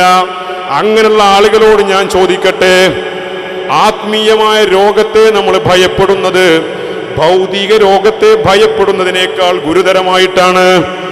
ഈ കഴിഞ്ഞ വർഷങ്ങൾക്ക് മുമ്പ് കൊറോണ വന്നു. വാപ്പ ഗൾഫിൽ നിന്ന് നാട്ടിലേക്ക് വരികയാണ്. ഗൾഫിൽ നിന്ന് നാട്ടിലേക്ക് വരുന്നവർക്ക് 15 ദിവസത്തെ ക്വാറന്റൈനാണ്, അല്ലെങ്കിൽ 1 മാസത്തെ ക്വാറന്റൈനാണ്. 2 കൊല്ലായി വാപ്പ മക്കളെ കണ്ടിട്ട്, കുട്ടികളെ കണ്ടിട്ട്. പക്ഷേ വാപ്പ നാട്ടിലേക്ക് വന്നപ്പോൾ തൊട്ടടുത്ത വീട്ടിൽ വാപ്പാനെ കൊണ്ടുപോയി പാർപ്പിച്ചിരിക്കുകയാണ്. ഭാര്യ അടുത്തേക്ക് പോകുന്നില്ല, മക്കൾ അടുത്തേക്ക് പോകുന്നില്ല. വാപ്പ 2 വർഷം മുമ്പ് വരുമ്പോ ഗർഭിണിയായിരുന്ന ഭാര്യയുടെ മകളെ വാപ്പാക്ക് കാണാൻ ആഗ്രഹമുണ്ട്. ദൂരം ഇങ്ങനെ കാണിച്ചു കൊടുക്കുകയാണ്. ഒന്ന് തൊടാൻ ഈ സാധുവിന് സാധിക്കണില്ല. ഇയാൾക്ക് കൊറോണ ഉണ്ടോ? ഇല്ല, കൊറോണ ഇല്ല. ഇയാൾക്ക് കൊറോണ ഒന്നുമില്ല, പക്ഷെ ഇയാളെ പേടിച്ചിട്ട് ക്വാറന്റൈനിലാക്കിയിരിക്കുകയാണ്. ദുബായിൽ നിന്ന് വന്നതല്ലേ. എന്നിട്ടോ പട്ടികൾക്ക് ഭക്ഷണം കൊടുക്കുന്നതിനേക്കാൾ മ്ലേച്ഛമായി സിറ്റ് ഔട്ടിൽ ഭക്ഷണം കൊണ്ടുവന്ന് വെച്ചിട്ട് ഭാര്യ പോവുകയാണ്. എന്നിട്ട് ഭാര്യ പോയി എന്ന് ഉറപ്പ് വരുന്നത് വരെ ഈ സാധു ഭർത്താവ് വീടിന്റെ ഉള്ളിൽ ജനലിലൂടെ നോക്കി നിൽക്കുകയാണ്. ഭാര്യ പോയി മറഞ്ഞു, മീറ്റർ കഴിഞ്ഞു, കൊറോണന്റെ വൈറസ് പാറാനുള്ള ദൂരം കഴിഞ്ഞു പോയാൽ പുറത്തു വന്നിട്ട് ഇയാള് ഭക്ഷണം എടുത്ത് ഉള്ളിൽ പോയിട്ട് കഴിക്കുകയാണ്. ഒരു ശുചായും പറഞ്ഞില്ലല്ലോ. ഒരു ശുചായിക്കും ഈ കാലത്ത് ജീവിക്കേണ്ട ആളുകളല്ല, മനുഷ്യനെ മനുഷ്യനായി കാണാൻ ആരും പറഞ്ഞില്ലല്ലോ. ഒരു മുസ്ലിമിനെ സംബന്ധിച്ചിടത്തോളം ആത്മീയമായ അവന്റെ രോഗം ഇതിനേക്കാൾ ഗൗരവമാണ്. അതുകൊണ്ടാണ് രോഗികളാണ്, ആത്മീയ രോഗം ബാധിച്ചവരാണ് മുബ്തദിഉകൾ. അവരുമായി ക്വാറന്റൈൻ നിലപാട് സ്വീകരിക്കൽ ഒരു വിശ്വാസിയുടെ ബാധ്യതയാണ്. നിങ്ങൾ ഭൗതികമായ സാഹചര്യങ്ങൾ അത് അംഗീകരിച്ചുവെങ്കിൽ ആത്മീയമായ വൈറസുകളെ തടഞ്ഞു നിർത്താൻ ഞങ്ങൾക്കും സ്വാതന്ത്ര്യമില്ലേ? പിന്നെ എങ്ങനെ ഒന്ന് അപരിഷ്കൃതവും ഒന്ന് പരിഷ്കൃതവുമാവുന്നത്? അതൊക്കെ മനുഷ്യനുണ്ടാക്കുന്നതല്ലേ? ഇത് യുക്തിപരമായ ഒരു കാര്യം തന്നെയല്ലേ? അപ്പോ ബിദ്അത്തിനെതിരെ കർശനമായ നിലപാട് സ്വീകരിക്കുക എന്നത് മുസ്ലിമിന്റെ ബാധ്യതയാണ്. ഫഇന്നഹു യുംറിദു ഖൽബക, അവൻ നിന്റെ ഹൃദയത്തെ രോഗിയാക്കും. വഹാബിന്റെ വീട്ടിലേക്ക് കെട്ടിച്ചു വിട്ട മകൾ, ആ മകള് വഹാബിയായി എന്ന് ഉറപ്പിച്ചോളൂ. തിരിച്ച് നമ്മുടെ കുടുംബത്തിലേക്ക് വഹാബി കുടുംബത്തിൽ നിന്നൊരു കല്യാണം കഴിച്ചാൽ, ഇവിടുന്ന് ഒരാളെ വഹാബി ആക്കാൻ പറ്റിയിട്ടില്ലെങ്കിലും മര്യാദയ്ക്ക് ഖുർആൻ ഓതാൻ കഴിയാത്ത പെണ്ണാണെങ്കിൽ പോലും ആ വന്ന പെണ്ണ് വല്യമാനെ കൊണ്ട് ഹദ്ദാദ് ഓതിപ്പിക്കൽ നിർത്തിക്കാനെങ്കിലും അവളെ കൊണ്ട് കഴിയും. എന്തെങ്കിലും ഒന്ന് ചെയ്യാൻ അവളെ കൊണ്ട് കഴിയും. എന്താ കാരണം? അപ്പൊ പറയും അത് ശരിയായ സത്യസന്ധമായ ആദർശമായതുകൊണ്ട്. അല്ല, രോഗമാണ് പകരുക, ആരോഗ്യം പകരൂല. ഒരുത്തൻ ജിമ്മിലൊക്കെ പോയി മസിലും വീർപ്പിച്ച് നടന്ന് എലുമ്പനായ ഒരുത്തനെ 4 മാസം കൂടെ കൊണ്ടിരുന്നാലും ഇവന്റെ മസിലിന്റെ ഒരംശം ഓന്റെ വിരലുമേൽ പോലും പറ്റൂല. നേരെ മറിച്ച് ജലദോഷം പിടിച്ച ഒരുത്തൻ മാസ്ക് ഇട്ട് വന്നിട്ടില്ലെങ്കിൽ ഒന്നവൻ തുമ്മിയാൽ അപ്പുറത്തിരിക്കണോന് ബേജാറ് കുടുങ്ങും. എന്താ കാരണോ? അത് ജലദോഷം ബാധിച്ചവന്റെ പവറല്ല, അത് പവറാണ് എന്ന് വ്യാഖ്യാനിക്കുന്ന ആധുനിക വഹാബികളാണ് വിഡ്ഢികൾ. നിങ്ങൾ രോഗികളായതുകൊണ്ടാണ് ആ രോഗം പകരുന്നത്. ഇത് മനസ്സിലാക്കും. ഇത് ഇമാമിങ്ങൾ പറഞ്ഞതല്ലേ, നിന്റെ ഹൃദയം രോഗിയാക്കും. അതുകൊണ്ടാണ് ഞാൻ നീട്ടണില്ല.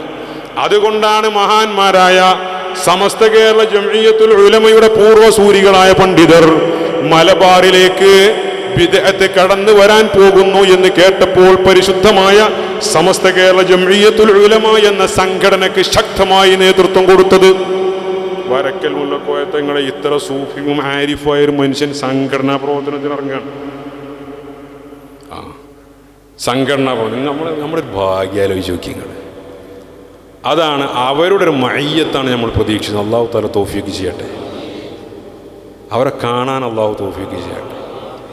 അവരെ ചരിത്രം വായിക്കുമ്പോൾ ഞാൻ വല്ലാതെ എനിക്ക് കാണാൻ പൂതിയുള്ള മനുഷ്യന്മാരാണ് വരക്കൽ മുല്ലക്കോയ തങ്ങളൊക്കെ. ശംസുൽ ഉലമനെ ഞാൻ ഹയാത്തിൽ കണ്ടിട്ടില്ല. എനിക്ക് കാണാൻ സ്വപ്നത്തിലൊക്കെ കണ്ടിട്ടുണ്ട്, പക്ഷേ എനിക്ക് നേരിൽ കാണാൻ വലിയ ആഗ്രഹമുള്ള അവരൊക്കെ സ്വർഗത്തിൽ കാണാൻ നമുക്ക് തൗഫീഖ് ചെയ്യട്ടെ. സമസ്തക്ക് വേണ്ടി സംസാരിച്ചവനാണ്, പ്രവർത്തിച്ചവനാണ് ഈ കുട്ടി എന്ന് പറഞ്ഞാൽ നിങ്ങളൊന്ന് ആലോചിച്ച് നോക്കിയാൽ അതെന്നെയല്ലേ അവരെ ശഫാഅത്ത് എന്ന് പറഞ്ഞാൽ? അതാ ശഫാഅത്ത്. ബഹുമാനപ്പെട്ട സയ്യിദുൽ ഉലമ പറയുന്നത് നിങ്ങൾ കേട്ടിട്ടില്ലേ? ശംസുൽ ഉലമയോട് സയ്യിദുൽ ഉലമ ചോദിച്ചത് നിങ്ങൾ കേട്ടിട്ടില്ലേ? സയ്യിദുൽ ഉലമ അത് നേരിട്ട് പറയാറുണ്ടല്ലോ, എനിക്ക് സ്വർഗത്തിൽ കിടക്കണം നിങ്ങളൊപ്പമെന്നാ. ആലോചിച്ചു. എന്നാ അങ്ങനെ ആവട്ടെ. അത് പറയാൻ കഴിയണമെങ്കിൽ അത് അങ്ങനെ ഇത് പറഞ്ഞല്ല, തമാശ പറഞ്ഞല്ല. അത് പറയാൻ കഴിയുന്നൊരു നേതൃത്വത്തിന്റെ പിന്നിലാണ് നമ്മളുള്ളത്. അതാ നമ്മളെ ബലം. അതുകൊണ്ടാണ് നമുക്ക് ഒരു പേടിയില്ലാത്തത്. ദുന്യാവെല്ലാം കൂടെ എതിരായി തോന്നുള്ളൂ. നമുക്ക് വല്ല പ്രശ്നമുണ്ട്? ഒരു പ്രശ്നമല്ല. ഏറിയ ഒരു മനുഷ്യനെ അപകടപ്പെടുത്തൽ എന്താ? കൊല്ലലല്ലേ. ഈ ആദ്യ ആൾക്കാരുടെ ഇക്കാലത്ത് ജീവിക്കണില്ലാറ് എന്ത് സുഖം. മര്യാദയ്ക്ക് മരിച്ച് സ്വർഗത്തിൽ കിടക്കരുത്, അല്ലെങ്കിൽ അവരെ കിടക്കരുത്, സ്വസ്ഥമായിട്ട് ഉറങ്ങിക്കൂടി. അള്ളാഹു തആല ഈമാനോടുകൂടെ മരിക്കാൻ നമുക്ക് തൗഫീഖ്. അപ്പോ ഇത്തരം സാഹചര്യങ്ങളിൽ ബിദ്അത്തിനെ ഭയപ്പെടുത്തിക്കൊണ്ട് സമസ്ത കേരള ജംഇയ്യത്തുൽ ഉലമ രൂപീകരിക്കുകയും, മനസ്സിലാക്കണം, സമസ്തയുടെ പ്രധാന ലക്ഷ്യം ബിദ്അത്തിനെ തടഞ്ഞു നിർത്തലാണ്. മുസ്ലിം ഉമ്മത്തിന്റെ ഈമാനിന്റെ സംരക്ഷണമാണ്. അതിനു വേണ്ടി ആ കാലഘട്ടത്തിൽ മുതൽ സമസ്തയുടെ ആലിമീങ്ങൾ വിശ്രമമില്ലാതെ പ്രവർത്തനം നടത്തുകയുമാണ്.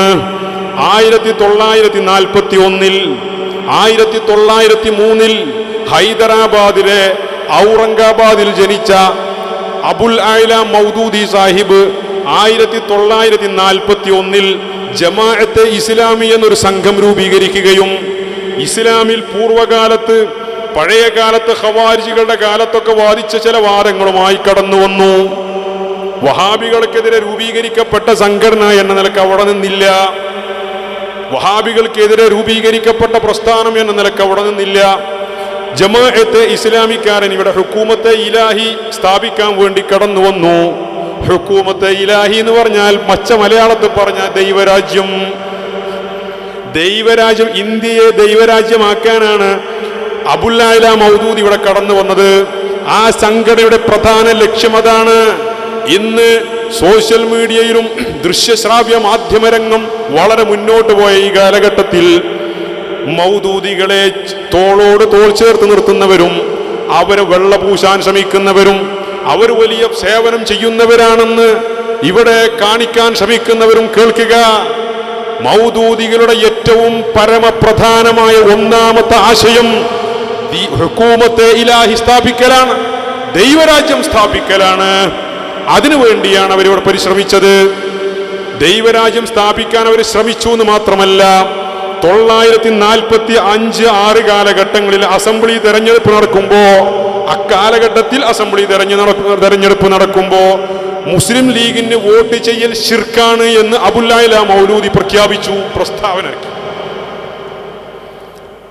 ആ പാർട്ടി ഇപ്പോൾ കഴിഞ്ഞ തെരഞ്ഞെടുപ്പിൽ എന്തേ കാട്ടിയെന്ന് അതൊന്നും ചോദിക്കണ്ട. അതാണ് അവരുടെ നിലപാട് എന്ന് പറഞ്ഞാൽ അവർ കഴിഞ്ഞ തെരഞ്ഞെടുപ്പിൽ വോട്ട് ചെയ്യുക മത്സരിക്കുകയും ചെയ്യും. അതൊന്നല്ല നമ്മൾ ചോദിച്ചത്. പിന്നെ മുസ്ലിം ലീഗിന് വോട്ട് ചെയ്ത് ശിർക്കാന്ന് വാദിച്ച അതേ നേതാവിൻ്റെ പാർട്ടിയുടെ അനുയായികൾ അതേ മുസ്ലിം ലീഗിനോ അല്ലെങ്കിൽ UDF-നോ വോട്ട് ചെയ്ത് ജയിപ്പിക്കുമ്പോൾ നമ്മളെ വിഷയം മേഖല രാഷ്ട്രീയമല്ല. പക്ഷെ ശിർക്ക് എങ്ങനെ തൗഹീദായി അത് നമ്മളെ മേഖലയാണ്. അവിടെയാണ് നമ്മളെ ചോദ്യം. 946-ൽ ശിർക്കായ സംഗതി 2024-ൽ തൗഹീദാവുമ്പോ ജിബ്രീൽ ഇവിടെ പുതിയതായി നമ്മളാരും അറിയാതെ ഇറങ്ങി വന്നോ? അത് ഇപ്പോഴത്തെ ജമാഅത്തെ ഇസ്ലാമിന്റെ അമീർ സമൂഹത്തോട് തുറന്നു പറയണം. അല്ലെങ്കിൽ പുതിയ ദീൻ എവിടുന്നേ കിട്ടി, അല്ലെങ്കിൽ അപ്പറഞ്ഞ ദീന് ശരി അല്ലായിരുന്നു എന്ന് സമ്മതിക്കണം. എന്തെങ്കിലുമൊക്കെ ഒന്ന് വേണ്ടി. ഇതിങ്ങനെ ഒരു ഓളത്തിനനുസരിച്ച് ഇങ്ങനെ കാറ്റടിക്കണതിനനുസരിച്ചാണ് പോകല. ആരും ചോദ്യം ചെയ്യാനില്ലാതെ ഒന്നുകിൽ അന്ന് വാദിച്ചത് തെറ്റാന്ന് തുറന്നു പറയണം, അല്ലെങ്കിൽ ജിബ്രീൽ ഞങ്ങൾക്ക് ഇറങ്ങിയെന്ന് പറയണം, അല്ലെങ്കിലോ ആ ശിർക്ക് തൗഹീദായത് വേറെ ഏതെങ്കിലും കോലത്തിലാണെങ്കിൽ അത് പറഞ്ഞു തരണം. ഇത് ജമാഅത്തെ ഇസ്ലാമിന്റെ ഇന്നത്തെ അമീർ ചെയ്യേണ്ടതാണ്. ഇത് സമസ്തയുടെ നേതാക്കൾ, സുന്നത്ത് ജമാഅത്തിന്റെ നേതാക്കൾ അവരോട് ചോദിക്കേണ്ട കാര്യമാണ്. ഇനി നമ്മളെ നേതാക്കന്മാർക്ക് ചോദിക്കാൻ സമയം കിട്ടണില്ലല്ലോ. അല്ലാത്ത തന്നെ തീർക്കാൻ നേരം തികയണില്ല. പിന്നെ ഇവിടെ ചോദിക്കാൻ നേരം കിട്ടും. ഒഴിവ് കൊടുക്കണ്ടേ? അപ്പൊ നമ്മളെ പോലത്തെ ആൾക്കാർ കുറച്ച് ചോദിക്കേണ്ടി വരും അല്ലേ? അത്രേ ഉള്ളൂ. അപ്പോ സമസ്ത കേരള ജമിയത്തുൽ ഉലമ അവരെ വിട്ടില്ല, പിടികൂടിയവരെ. ആ പ്രസ്ഥാനത്തെ നിങ്ങൾ കേൾക്കണോ? കേരളത്തിൽ ജമാഅത്തെ ഇസ്ലാമിക്ക് ഇന്നും വേരൂന്നാൻ സാധിച്ചിട്ടില്ല. ഇപ്പൊ കഴിഞ്ഞ 2 ദിവസം മുമ്പ് അബ്ദുള്ളയുടെ ഒരു അഭിമുഖം ഉണ്ടായിരുന്നു. നിങ്ങൾ ആരെങ്കിലും കേട്ടോ? അബ്ദുള്ളയുടെ ഒരു ശൈത്താന്മാരെ കൂടെ അബ്ദുള്ളന് കൂടിയേക്കാണ്. ഏത് ശൈത്താന്മാരെ? ഒരു ABC എന്നാണ് ഒരു ചാനൽ ഉണ്ടല്ലോ, ആ സംഘി ചാനൽ. അതിൽ അബ്ദുള്ളയുടെ അഭിമുഖം. അബ്ദുള്ള അതില് ജിഫ്രി തങ്ങളൊക്കെ എതിരെ ഖരാവോ നടത്തണം എന്നാ പറയണത്. എന്തിനാ ഖരാവോ നടത്തണം എന്ന് പറയണത്? മുസ്ലിം പെൺകുട്ടികൾക്ക് വിദ്യാഭ്യാസമാകാം, പക്ഷേ മതത്തിന്റെ ചട്ടക്കൂടിൽ നിന്നുകൊണ്ടാവണം എന്ന് ജിഫ്രി തങ്ങൾ ഒരു പ്രസ്താവന ഇറക്കിയപ്പോ സയ്യിദുൽ ഉലമക്കെതിരെ ഖരാവോ നടത്തണം എന്നാ. എന്താ കാരണം? മുസ്ലിം സ്ത്രീകളെ ഇസ്ലാമിന്റെ ചട്ടക്കൂടിൽ നിൽക്കാൻ, മുസ്ലിം സ്ത്രീകൾ ഇസ്ലാമിന്റെ ചട്ടക്കൂടിൽ നിൽക്കണം എന്ന് പറഞ്ഞ അർത്ഥം അബ്ദുള്ളക്ക് അറിയില്ലേ? ജമാഅത്തെ ഇസ്ലാമിന്റെ പ്രവർത്തകനായിരുന്നില്ലേ അബ്ദുള്ള? ഇസ്ലാമിന്റെ ചട്ടക്കൂട് എന്ന് പറഞ്ഞാൽ എന്താ? വ്യഭിചാരത്തിന് പോകാതെ പഠിക്കണം എന്നാ. ഔറത്ത് മറക്കാതെ, വസ്ത്രം ധരിക്കാതെ, അർദ്ധനഗ്നയായി നടക്കരുത് നമ്മളെ പെണ്ണുന്നാ. ഇത് തെറ്റാ? മുസ്ലിം പെൺകുട്ടികളോട് ഒരു നേതാവ് പറയേണ്ട വർത്താനല്ലേ അത്? അല്ലാതെ നിങ്ങൾ ഉടുത്തയച്ചിട്ട് നടന്നോന്നാ പറയണ്ടത്? എന്നാ അബ്ദുള്ളക്ക് ദീനാവോ? അപ്പൊ ഇസ്ലാമിക ചട്ടക്കൂടിൽ നിൽക്കണം എന്ന് പറഞ്ഞപ്പോ ഖരാവോ നടത്തണം എന്നാ. എന്നിട്ട് അബ്ദുള്ള അതിൽ വളരെ ഗുരുതരമായ, വളരെ ദയനീയമായ ഒരു പരാമർശം നടത്തുന്നുണ്ട്. ഞാൻ കുറെ ചിരിച്ചു. ഈ മനുഷ്യൻ സർക്കാർ ജോലി ഉപേക്ഷിച്ചത്, ജമാഅത്തെ ഇസ്ലാമി സർക്കാർ ജോലി സ്വീകരിക്കുന്നത് ശിർക്കാണെന്ന് പറഞ്ഞുകൊണ്ട് സർക്കാർ ജോലി ഒഴിവാക്കിയവനാ ഞാനെന്നാ ഈ സാധു പറയണത്. ഇമ്മാതിരി വിഡ്ഢിയാണ് ഇയാൾ. ഇയാളാണ് ജിഫ്രി തങ്ങൾക്ക് നിരൂപണേറ്റ് വന്നിട്ടുള്ളത്. മാത്രല്ല അയാൾ അതിനേക്കാൾ ഗൗരവമായ ഒരു കാര്യം പറഞ്ഞു. വയസ്സ് 70-ന്റെ മുകളിൽ പോയിട്ടുണ്ട്, ഇപ്പോഴാ ബോധം വരുന്നത്. അല്ലെങ്കിൽ അന്നത്തെ പറയണില്ല ഞാൻ. അയാൾ പറയാണ് ഞാൻ വലിയ വേദനയിലാണ്. അപ്പൊ മറ്റോ ചോദിക്കുക എന്താ വേദന? ഞാൻ ഈ കണ്ട കാലം വരെ എന്തൊരു വിഡ്ഢിത്തത്തിലായിരുന്നു എന്ന് ഞാൻ അങ്ങനെ ആലോചിക്കുകയാണ്. ഇന്ത്യയിൽ ദീനെ ഹുക്കൂമത്തെ ഇലാഹി ഉണ്ടാക്കാൻ നടന്നോ ഞാൻ? ഇന്ത്യയിൽ ദൈവരാജ്യം സ്ഥാപിക്കാൻ വേണ്ടി ഈ കണ്ട കാലം വരെ വിഡ്ഢിവേഷം കെട്ടി നടന്നല്ലോ ഞാൻ എന്ന് ആലോചിക്കുമ്പോൾ എൻ്റെ ആയുസ് പോയി എന്നാണ് പറയണത്. ഇപ്പോഴാണ് അബ്ദുള്ളക്ക് തിരിച്ചറിവുണ്ടായത്. ഈ തിരിച്ചറിവ് 941-ൽ ജമാഅത്തെ ഇസ്ലാമി രൂപീകരിച്ചതിന്റെ പിറ്റേ ദിവസം സമസ്തയുടെ നിങ്ങൾ യാഥാസ്ഥികർ എന്ന് അധിക്ഷേപിക്കുന്ന പണ്ഡിത നേതൃത്വം അന്ന് പറഞ്ഞിട്ടുണ്ട് അബ്ദുള്ള അത് വിഡ്ഢിത്താണ്, അത് ബിദ്അത്താണ്, പോണ്ടാൻ. പക്ഷെ അബ്ദുള്ളക്ക് അത് തിരിച്ചറിയണം 60 കൊല്ലം കഴിയേണ്ടിയത്. അങ്ങനത്തെ ആൾക്കാരാണ് ഇപ്പോഴത്തെ ബുദ്ധിജീവികൾ. അതാണ് 60 കൊല്ലം ലേറ്റ് ആകണേ. അതിലിപ്പോൾ ഈ ബാറ്ററിക്ക് ഓടുന്ന വണ്ടിക്കാണല്ലോ ഇപ്പോൾ ഭയങ്കര മാർക്കറ്റ് അല്ലേ? സ്പീഡ് കുറെ കുറവാണല്ലോ. അപ്പോൾ മാർക്കറ്റ് അതിനാണ്. അങ്ങനത്തെ ഒരു കാലല്ലേ. അപ്പൊ ജമാഅത്തെ ഇസ്ലാമിക സംസ്ഥാന നിലപാട് സ്വീകരിച്ചില്ലായിരുന്നെങ്കിൽ ഇന്ന് കേരളം പാകിസ്ഥാനാവുകയായിരുന്നു. പാകിസ്ഥാനിൽ ജമാഅത്തെ ഇസ്ലാമിയാണ് തീവ്രവാദത്തിന്റെ മൂലക്കല്ല്. ജമാഅത്തെ ഇസ്ലാമിക്ക് വേരോട്ടമുള്ളിടത്തൊക്കെ തീവ്രവാദം വളരാൻ കാരണം എന്താ? ഇവരുടെ ലക്ഷ്യം ദൈവരാജ്യം സ്ഥാപിക്കലാണ്. ഇനിയോ 1966 ഞാൻ പറഞ്ഞു സമസ്ത ഇടപെടേണ്ട അടുത്ത് ഇടപെട്ടിട്ട് അതിന്റെ ഗുണം നമ്മൾ അനുഭവിക്കണമെന്നാ. 1960കളിലാണ് തബ്ലീഗ് ജമാഅത്തിനെതിരെ സമസ്ത നിലപാടെടുക്കേണ്ടി വന്നത്. തബ്ലീഗ് ജമാഅത്തുകാരനെ കണ്ടാൽ നിങ്ങൾ എണീറ്റ് നിൽക്കല്ല ചെയ്യാ, തുള്ളിച്ചാടും. അത്രയും ബഹുമാനം തോന്നും. നിങ്ങളെ നാട്ടിലെ കാലിയാർക്ക് പകുതി താടി ഉണ്ടാവുള്ളൂ. ബാക്കിൽ നിൽക്കണ മൗമൂമ് തബ്ലീഗുകാരനാണെങ്കിൽ ഖത്തീബ് മിമ്പർമ കയറാൻ പറക്കും ഓനെ കണ്ടാൽ. അമ്മ ഒരു കോലം കെട്ടിയിട്ടാ നടക്കുക, ഒരു ചുക്കും അറിയില്ല. അത് വേറെ വിഷയം. പക്ക നാടന്മാരായിരിക്കും. അങ്ങനത്തെ ആളുകളാണ് തബ്ലീഗ് ജമാഅത്തിന്റെ ഇന്ന് പ്രവർത്തകരായി നടക്കുന്ന ആളുകൾ. തബ്ലീഗ് ജമാഅത്തുമായി കേരളത്തിൽ തബ്ലീഗ് ജമാഅത്തിന് വേരോട്ടമുണ്ടാക്കാൻ ശ്രമിച്ചപ്പോൾ സമസ്ത കേരള ജംഇയ്യത്തുൽ ഉലമയുടെ നേതൃത്വം ഇടപെട്ടു. അപ്പോ ഉണ്ടായ ചില്ലറ പുകിലൊന്നുമല്ല. ഇന്നത്തെ ആനുകാലികമായ സംഭവങ്ങളുമായി നിങ്ങൾ തട്ടിച്ചു നോക്കുമ്പോൾ അന്ന് സമസ്തയുടെ നേതൃത്വത്തെ ചോദ്യം ചെയ്തവർ അവരുടെ 7 അയലത്ത് വെക്കാൻ പറ്റിയ ഒരൊറ്റ ഒന്നുമില്ല. ഒരാളെ ഞാൻ പറയാം, ഓക്കെ സൈനുദ്ദീൻ കുട്ടി മുസ്ലിയാർ, ബഹറുൽ ഉലൂം, നവ്വറല്ലാഹു മർക്കദ, വലിയ മഹാനല്ലേ. അദ്ദേഹമാണ് സമസ്തക്കെതിരെ വന്നത്.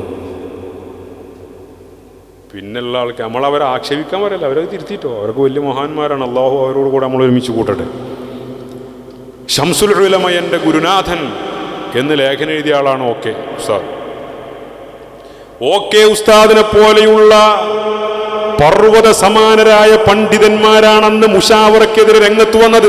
സമസ്തക്കെതിരെ എന്താ അവർ പറഞ്ഞത്? തബ്ലീഗ് ജമാഅത്തുകാരെ കുറിച്ച് അവർ കേട്ടതും അറിഞ്ഞതും അവരെ കോലം കൂടെ കണ്ടപ്പോ അവരുടെ ഉദ്ദേശം നല്ലതായിരുന്നു. കാരണം എന്താ, ഇവരെ ഈ കോലം നടക്കുന്ന ഈ മനുഷ്യന്മാർക്ക് എതിരെ വിദേഹത്ത് ആരോപണം നടത്തിയാൽ എന്താ ചെയ്യുക എന്നുള്ള ആ ഒരു ധാരണ.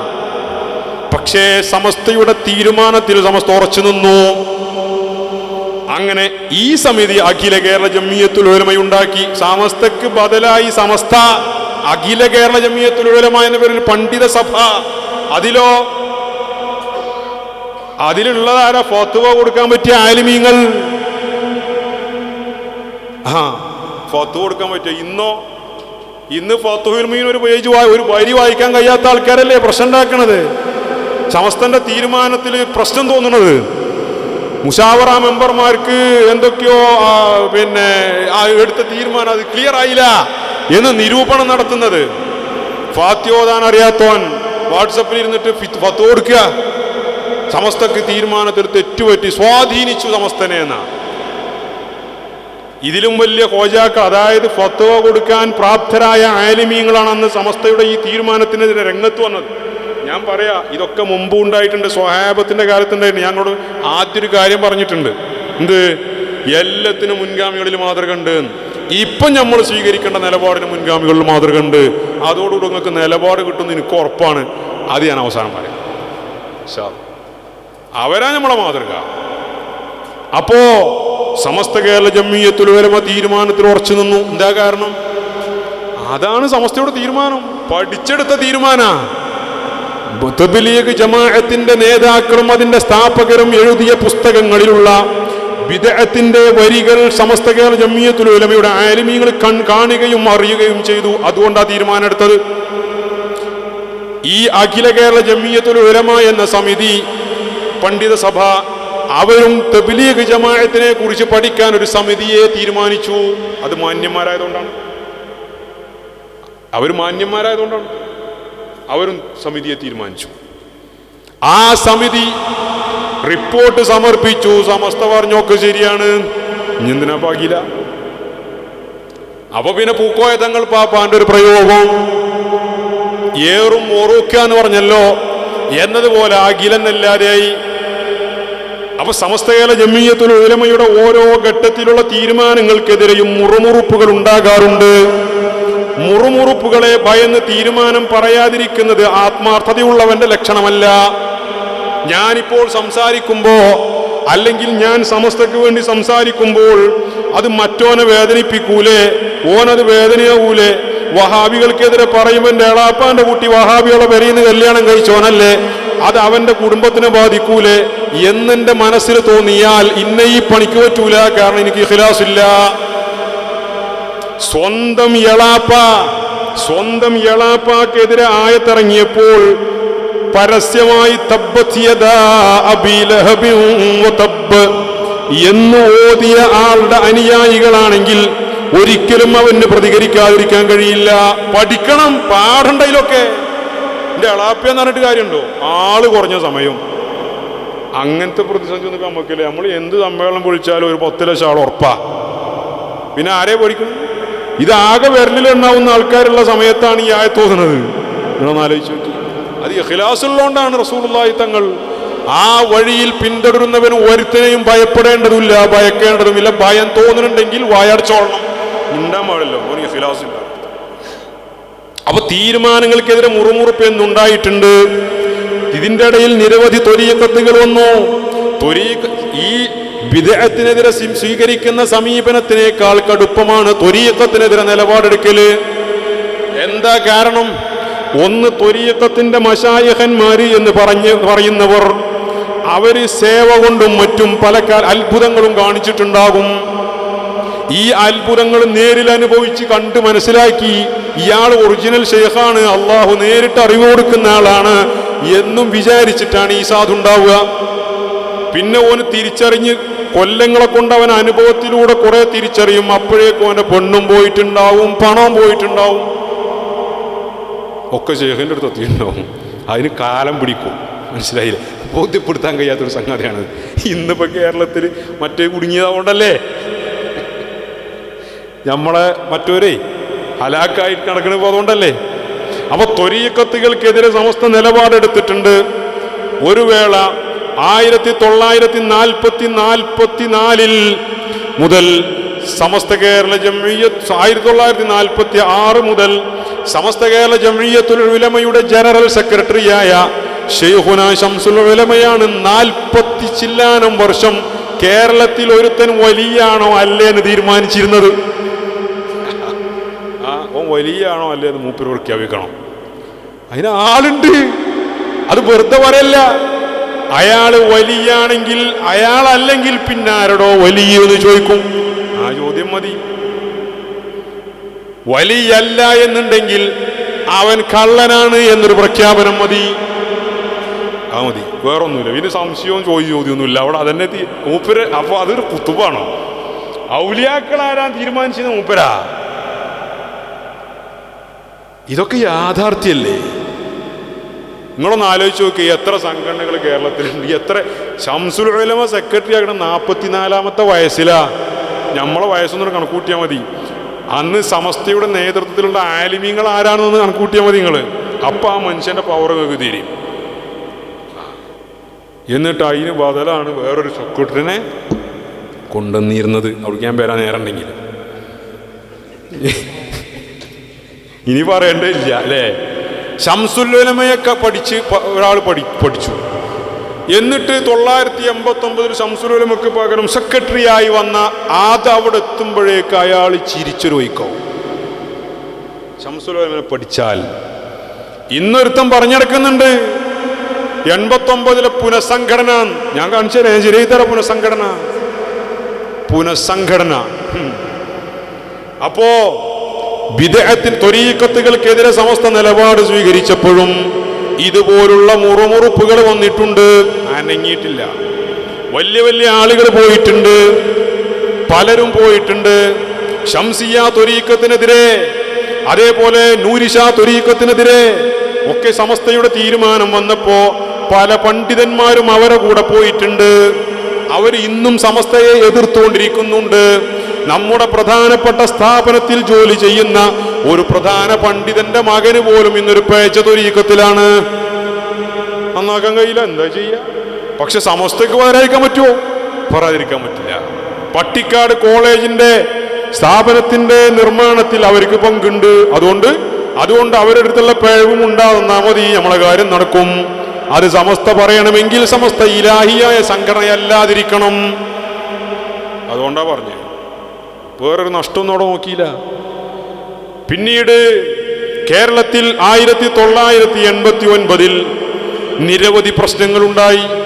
ആ പ്രശ്നങ്ങളുടെ പശ്ചാത്തലങ്ങളും സാഹചര്യങ്ങളും ഒക്കെ പുതിയ തലമുറ പഠിക്കേണ്ടതുണ്ട്. സമസ്ത കേരള ജംഇയ്യത്തുൽ ഉലമയിൽ ഉള്ളിൽ നിന്നുകൊണ്ട് സമസ്തയെ നശിപ്പിക്കാൻ വേണ്ടി ചില സ്വാർത്ഥ താല്പര്യക്കാർ രംഗത്ത് വന്നു. അതിനെയാണ് ഇന്ന് ചില ആളുകൾ പുനഃസംഘടന എന്ന ഓമന പേരിൽ വിളിക്കാൻ ശ്രമിക്കുന്നത്. പുനഃസംഘടന എന്ന് പറഞ്ഞാൽ അതിൻ്റെ അർത്ഥമൊന്ന് പറഞ്ഞു തരണം. അതായത് നിലവിലുണ്ടായിരുന്ന ഒരു സംവിധാനം, ഒരു സംഘടന, ആ സംഘടന ഇല്ലാതെയാവുകയോ പിരിച്ചുവിടുകയോ നാമാവശേഷമാവുകയോ ചെയ്താൽ അതിനെ വീണ്ടും സംഘടിപ്പിക്കുന്നതിനാണ് ഞങ്ങൾ മലയാളികൾ പുനഃസംഘടന എന്ന് പറയുക. അതിനല്ലേ പുനഃസംഘടന എന്ന് പറയുക. സുന്നി സെന്ററിനെ പുനഃസംഘടിപ്പിച്ചു. അതായത് ഇവിടെ ഒരു സുന്നി സെന്റർ ഉണ്ടായിരുന്നു, അവിടെ കുറെ 1600ഓളം കുട്ടികൾ പഠിച്ചിരുന്നു.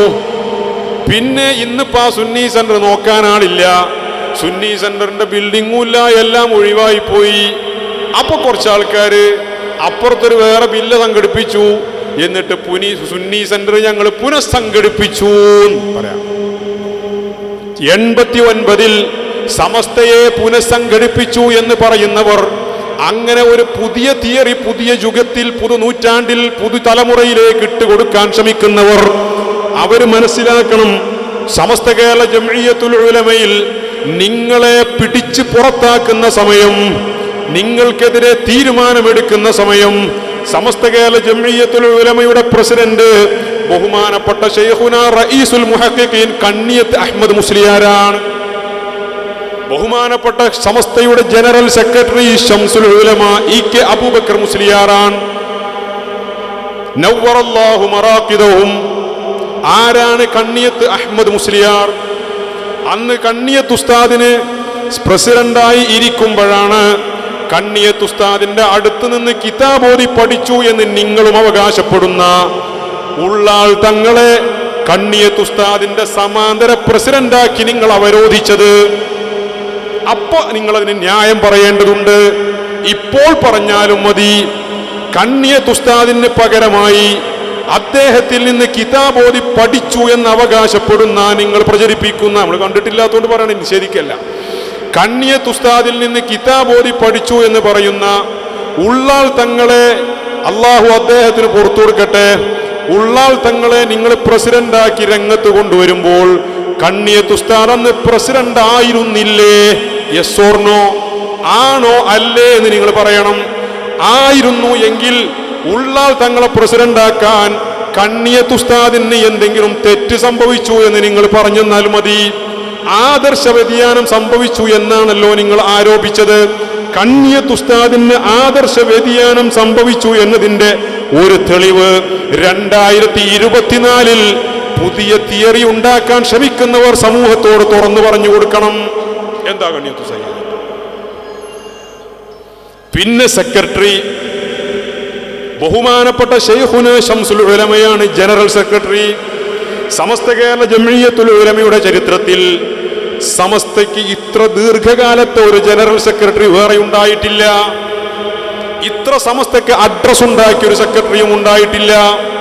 ശംസുൽ ഉലമ, ആലിമുൽ ആലം, ശംസുൽ ഉലമ, ഉസ്താദുൽ അസാതീദ്, ശൈഖുൽ മശായിഖ്, എല്ലാ വിശേഷണങ്ങൾക്കും അനുയോജ്യനായ വ്യക്തിയാണ് ശംസുൽ ഉലമ.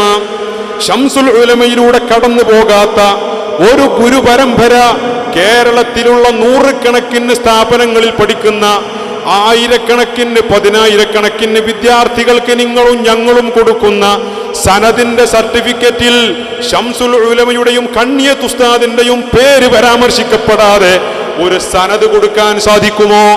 അങ്ങനെ കൊടുക്കുന്നുണ്ടെങ്കിൽ ആ സനദും കള്ളമാണ്. അത്രയും പ്രമുഖനായ പണ്ഡിതൻ, മുജദ്ദിദ്, കേരളത്തിന്റെ മുജദ്ദിദ്, അഹ്ലുസുന്നത്തി വൽ ജമാഅത്തിന് പുതുജീവൻ നൽകിയ വ്യക്തി ശംസുൽ ഉലമ സമസ്തയുടെ ജനറൽ സെക്രട്ടറി ആയിരിക്കുമ്പോൾ മനസ്സിലാക്കണം, പറവണ്ണക്ക് ശേഷം വലിയ വലിയ പർവ്വത സമാനരായ ഇൽമിന്റെ ബഹറുകൾ സമസ്തയുടെ നേതാക്കളായി മുശാവറയിൽ ഉണ്ടായിരിക്കുന്ന കാലഘട്ടത്തിലാണ് 44 വയസ്സുകാരനായ ശംസുൽ ഉലമയെ ജനറൽ സെക്രട്ടറി ആക്കുന്നത്.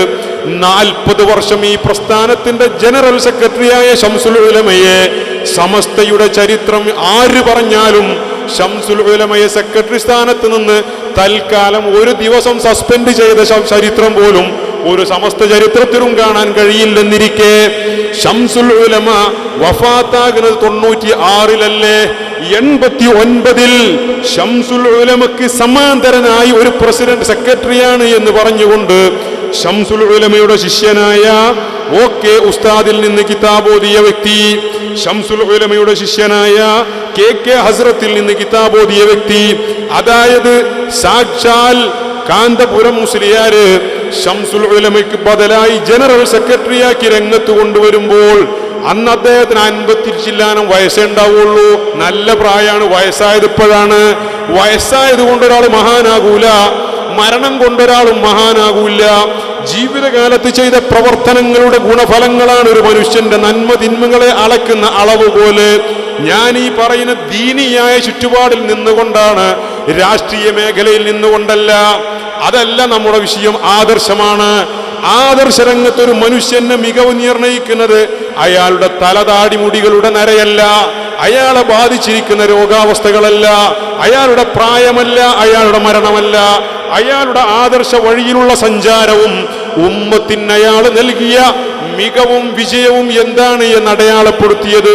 അത് വെച്ചിട്ടാണ് ഒരാളുടെ മഹത്വവും മഹത്വമില്ലായ്മയും തീരുമാനിക്കപ്പെടുന്നത്. ശംസുൽ ഉലമയ്ക്ക് ശേഷം ഈ ശംസുൽ ഉലമയുടെ ബദലായി പകരമായി ഈ വ്യക്തിയെ സെക്രട്ടറിയാണ് എന്ന് നിങ്ങൾ പ്രഖ്യാപിച്ചു എന്നല്ലേ പറഞ്ഞത്, പുനഃസംഘടിപ്പിച്ചു എന്ന്. ശംസുൽ ഉലമക്ക് അന്ന് സെക്രട്ടറി സ്ഥാനം ഉണ്ടായിരുന്നില്ലേ? മറുപടി കിട്ടണം ഇതിന്. ഇതൊക്കെ സമൂഹത്തോട് നിങ്ങൾ പറഞ്ഞു കൊടുക്കണം. പുനഃസംഘടന എന്ന് പോയാൽ പോരാ. ശംസുൽ ഉലമ അന്ന് സെക്രട്ടറി ആയിരുന്നില്ലേ? അല്ലല്ലോ. അതിനുശേഷം 6 കൊല്ലം സമസ്തയുടെ സെക്രട്ടറി അദ്ദേഹമായിരുന്നില്ലേ? മാത്രമല്ല, ആദർശ വ്യതിയാനം സംഭവിച്ചു എന്നാണെങ്കിൽ ശംസുൽ ഉലമയിൽ സംഭവിച്ച ആദർശ വ്യതിയാനം എന്താണ് എന്ന് നിങ്ങൾ ഞങ്ങൾക്ക് പറഞ്ഞു തരണം. പുനഃസംഘടനയുടെ ആൾക്കാർ ഇത് പറഞ്ഞു തരണോ? ശംസുൽ ഉലമ ശരീഅത്ത് വിവാദവുമായി ബന്ധപ്പെട്ട് വഹാബികളോടുകൂടെ വേദി പങ്കിട്ടത് കൊണ്ടാണ് ശംസുൽ ഉലമയിൽ നിന്ന് അവർ തെറ്റിയത് എന്നല്ലേ പ്രഭാഷകർ പഴയ കാലത്ത് പറഞ്ഞത്? ഇന്നും അതൊക്കെ യൂട്യൂബിൽ കിടക്കുന്നില്ലേ? എങ്കിൽ വഹാബികളുമായി വേദി പങ്കിട്ടു, അതിന്റെ പേരിലാണ് പ്രശ്നമെങ്കിൽ ഇന്ന് നിങ്ങൾ വഹാബികളുടെ വേദികളിൽ നിന്ന് ഇറങ്ങിപ്പോരുന്ന സമയം എപ്പോഴാണ്? പിന്നെന്തിനാ ഇതിന്റെ ആവശ്യം? നവീനോട് പിരിച്ചിട്ടൂടെ? ശംസുൽ ഉലമയത് ശരീഅത്തിനെ സംരക്ഷിക്കാനാണ്. മാത്രമല്ല, കുറ്റ്യാടിയിൽ നിന്നൊരു പുതിയ ഫത്വ, നിങ്ങൾ എവിടെങ്കിലും വഹാബിയുടെ കൂട്ടത്തിൽ ഇരിക്കണേ കണ്ടാൽ അത് ഞങ്ങൾ ഇമാമിങ്ങൾ പറഞ്ഞിട്ടുണ്ട് എന്നാ. എന്ത്? ദുന്യവിയോ ദീനിയോ ആയ മസ്ലഹത്തിന് വേണ്ടി മുബ്തദിഇകളുടെ കൂടെ ഇരിക്കുന്നത് കുഴപ്പമില്ല എന്ന് ഞങ്ങളെ ഇമാമിങ്ങൾ പറഞ്ഞിട്ടുണ്ട് എന്നാണ് കുറ്റ്യാടി ഫത്വ. പെട്ടപ്പുണ്ടായ ഫത്വയാണത്. ഞങ്ങൾ ഇത് ലൈവാണല്ലോ, അല്ലെങ്കിൽ ഇത് റെക്കോർഡാണല്ലോ. ഞങ്ങൾ 1000 കുതിരശക്തിയോടെ ചോദിക്കുന്നു, ദീനിയോ ദുന്യവിയോ ആയ മസ്ലഹത്തിന് വേണ്ടി, ദീനിയോ ദുന്യവിയോ ആയ മസ്ലഹത്തിന് വേണ്ടി മുബ്തദിഉമായി സഹവസിക്കാമെന്ന് പ്രഖ്യാപിച്ച, ലോകത്ത് 1400 വർഷങ്ങൾക്കിടയിൽ ജീവിച്ച ഒരു ഇമാമിനെ കൊണ്ടുവരാൻ കുറ്റ്യാടി മുഫ്തിക്ക് സാധിക്കുമോ? ഒറ്റ ഇമാം. ആരും പറഞ്ഞിട്ടില്ല. കാരണം എന്താ? കുട്ടികളെ ഭാഗത്ത് ചോദ്യം വന്നു, അല്ലുസ്താരെ നമ്മളെ സ്ഥാപനത്തില് ISMന്റെ നേതാവ് ക്ലാസ് എടുത്തിരുന്നില്ലേ? നമ്മളെ ഉസ്താദ് ഇടക്കിടക്ക് ഇപ്പൊ വഹാബികളെ കൂടെയല്ലേ? നമ്മളെ വലിയ ശൈഖുനാണെങ്കിൽ വഹാബികളെ കയ്യും വന്നിട്ട് വിടുന്നില്ല. ഇപ്പോഴും നമ്മളിത് പറയണതിന്റെ അർത്ഥം എന്താണ്? ശംസുൽ ഉലമ വഹാബികളെ കൂടെ ഇരുന്നു എന്നാണല്ലോ നിങ്ങൾ പറയുന്നത്. അപ്പൊ പിന്നെന്താ അതിന്റെ അർത്ഥം? അന്തം വെച്ച കുട്ടികൾക്ക് അന്തം വെച്ചപ്പോ ചോദ്യം വരാൻ തുടങ്ങി. അപ്പോഴാണ് കുറ്റ്യാടിന്ന് പുതിയ ഫത്വ ഇറങ്ങിയത്. ഇല്ലാലി മസ്ലഹത്തി ദീനിയത്തിൻ ഔ ദുന്യവിയ്യ. പാച്ചക്കളവ് ഇസ്ലാമിന്റെ പേരിൽ ഇല്ലാത്ത ശരീഅത്ത് കൊണ്ടുവരിക. ഇമാമിങ്ങൾ പറഞ്ഞത് ഒരു ഘട്ടത്തിലും വഹാബികളുമായി മുബത്തദികളുമായി സഹവാസം പാടില്ല എന്നാ. അവിടെയാണ് സമസ്ത ഉള്ളത്. അവിടെയാണ് സമസ്ത കേരള ജമിയത്തുൽ ഉലമ, അവിടെയാണ് സമസ്ത കേരള ജമിയത്തുൽ ഉലമ. അതാണ് നമുക്ക്. അപ്പൊ സമസ്തയിൽ നിന്ന് പിരിഞ്ഞു പോയവരും പോകാൻ ശ്രമിച്ചവരും അവർ എന്തിനാണോ പോയത് അതുപോലും ഇന്ന് നിലവിലില്ല. ഇന്ന് അവരുടെ അവസ്ഥയാണെങ്കിൽ അല്ലാഹുവേ നീ സാക്ഷി, മഹാന്മാരായ ഞങ്ങളുടെ ആലിമീങ്ങളെ, മഹാന്മാരായ സാദാത്യങ്ങൾക്കെതിരെ വന്യവയോധികരായ 90 വയസ്സായ വ്യക്തിയാണ് ബഹുമാനപ്പെട്ട കണ്ണിയത്ത് ഉസ്താദ്. 70 ചില്ലാനം 80ഓളം വയസ്സുള്ളപ്പോഴാണ് ശംസുൽ ഉലമക്കെതിരെ കേസ് കൊടുക്കുന്നത്. ഇന്നിതാ സ്വന്തം ശിഷ്യന്മാർ തലങ്ങും ബലങ്ങും ഓരോ യൂണിറ്റിലും മൈക്ക് കെട്ടി അങ്ങാടി തോറും ആട്ടിത്തല്ലുന്ന കാഴ്ച ഞങ്ങൾ തന്നെ കാണുകയാണ്. അല്ലാഹുവേ, നിന്റെ തീരുമാനം എത്ര മഹത്താണ്, എത്ര മഹത്തമായതാണ്. ശംസുൽ ഉലമയും കണ്ണിയത്ത് ഉസ്താദിനെയും ആക്ഷേപിച്ചവർ, ആക്ഷേപിക്കാൻ വേണ്ടി മൈക്ക് കെട്ടി പറഞ്ഞയച്ചവർ ഇന്ന് സ്വന്തം ശിഷ്യന്മാരുടെയും ശിഷ്യന്മാരുടെ ശിഷ്യന്മാരുടെയും ആട്ടും തുപ്പും കേട്ട് ഇരിക്കപ്പുറതിയില്ലാതെയായെങ്കിൽ ഇത് ആ മഹത്തുക്കളെ നിങ്ങൾ വേദനിപ്പിച്ചതിന് നിങ്ങളുടെ ശ്വാസം അടങ്ങുന്നതിന് മുമ്പ് റബ്ബ് നിങ്ങൾക്ക് തരുന്ന പ്രതിഫലമാണ്. അതെപ്പോ അതിനെ കുറിച്ച് പറയാനോ? പിന്നെ ആനുകാലികമായ സംഭവങ്ങൾ. ആനുകാലികമായി ഇന്ന് സമസ്ത കേരള ജമിയത്തുൽ ഉലമക്ക് ഒരു പുതിയ തിയറിയൊന്നുമില്ല. 926 സമസ്ത രൂപീകരിക്കപ്പെട്ട അന്നെന്താണോ സമസ്തയുടെ നിയമാവലി, സമസ്തയുടെ ഭരണഘടന, ആ ഭരണഘടന തന്നെയാണ് ഇന്നും സമസ്തക്കുള്ളത്. ബിദ്അത്തുമായി സമരസപ്പെടുന്ന ഒരു സംവിധാനവും സമസ്ത അംഗീകരിക്കില്ല. മുബത്തദിങ്ങളോട് സഹവസിക്കാനുള്ള വല്ലപ്പഴുതും ആരെങ്കിലും ആഗോള ഇസ്ലാമിന്റെ പേരിൽ കൊണ്ടുവന്നാൽ അത് സമസ്തയുടെ നേതാക്കൾ പിടികൂടുക തന്നെ ചെയ്യും. അതിന് നിങ്ങൾ എന്ത് കുത്തിമറിഞ്ഞാലും സമസ്ത നിലപാട് മാറ്റുമെന്ന് വിചാരിക്കണ്ട. നിങ്ങൾ നേരെയാവല്ലാതെ സമസ്ത നേരെയാകുമെന്ന് നിങ്ങൾ വിചാരിക്കണ്ട. കാരണം സമസ്ത ഓൾറെഡി നേരെയാണ്. ഇത് 1926 രൂപീകരിക്കപ്പെടുമ്പോൾ മഹാന്മാരായ ഔലിയാക്കളും ആരിഫീങ്ങളും എഴുതി വെച്ച ഭരണഘടനയാണ്. 33 രജിസ്റ്റർ ചെയ്തതേ ഉള്ളൂ. എഴുതപ്പെട്ടത് 26 തന്നെയാണ്. രജിസ്ട്രേഷൻ നട 33 ഉള്ളൂ. ആ ഭരണഘടന വിട്ടൊരു കളി അത് സമസ്ത മുന്നോട്ട് പോയാൽ അന്ന് സമസ്തയുടെ അടിത്തറ ഇളകും. സമസ്തയുടെ അടിത്തറ ഇളകിയാലോ അത് ദീനിന്റെ അടിത്തറ ഇളകലാകും. ഇന്ന് അജ്മാനിൽ ഈ വിനീതൻ അസ്രംസ്കാരത്തിന്റെ ശേഷം മഗ്‌രിബിന് മുമ്പ് പ്രസംഗം നടത്തുകയാണ്. ഇതേപോലെ നമ്മുടെ ക്യാമ്പിൽ ആ പ്രസംഗത്തിൽ വികായക്കാരെ അനുമോദിക്കാൻ വേണ്ടി ഇവിടെയുള്ള എയർ അറേബ്യയുടെ മാനേജറായ അബ്ദുള്ള എന്ന് പറയുന്ന ഒരു സഹോദരൻ ആ വേദിയിൽ ക്ഷണിതാവായിട്ടുണ്ട്. അദ്ദേഹം ഒരു പ്രഖ്യാപനം നടത്തി. വികായയുടെ ആളുകളോട് അദ്ദേഹം പറയാണ്, ഞാൻ ആ ദുരിത സമയത്ത്, വെള്ളം കയറിയ സമയത്ത് അജ്മാനിന്റെ പല ഭാഗങ്ങളിലും ഞാൻ പോയിരുന്നു. പക്ഷേ അവിടെ കുറെ വീഡിയോയും ഫോട്ടോയും എടുക്കാൻ മത്സരിക്കുന്ന ആളുകളെ ഞാൻ കണ്ടിരുന്നു. സത്യസന്ധമായി ഞാൻ പറയുന്നു, ഞാൻ അവിടെ ആത്മാർത്ഥമായി ഒരു ലാഭവും കാണാതെ ആ ചളിയിൽ മുങ്ങി നിറഞ്ഞ ആളുകളെ സഹായിക്കാൻ ഓടി നടക്കുന്ന ഒരു വിഭാഗത്തെ ഞാൻ കണ്ടത് ഈ ഇരിക്കുന്ന വികായയുടെ ആളുകളാണ്. ആത്മാർത്ഥമായി പണിയെടുക്കുന്ന ഒരു പേരാന്നാ പറഞ്ഞത്. അങ്ങനെ തന്നെയാണ് പറഞ്ഞത്. ഒരു പക്ഷേ റെക്കോർഡ് പുറത്തു വരും, അപ്പൊ കേൾക്കാം. അത് സമസ്ത കേരള ജംഇയ്യത്തുൽ ഉലമ എന്ന പ്രസ്ഥാനത്തിന്റെ ശാരീരികമായി കായികമായി ഈ പ്രസ്ഥാനത്തിന് എന്തു പണിയും ചെയ്യാൻ തയ്യാറായി സ്വയം സന്നദ്ധരായി വന്നവരാണ് വികായക്കാർ. ഒരു ലാഭവും അവർ ഉദ്ദേശിക്കുന്നില്ല. സമസ്തയുടെ ഏറ്റവും താഴെ കടയിലുള്ള എന്ത് പ്രവർത്തനങ്ങളും സമസ്തയുടെ ഉന്നത തലങ്ങളിലുള്ള എന്ത് സേവനവും ഒരുപോലെ നിർവഹിക്കാൻ അവർ തയ്യാറാണ്.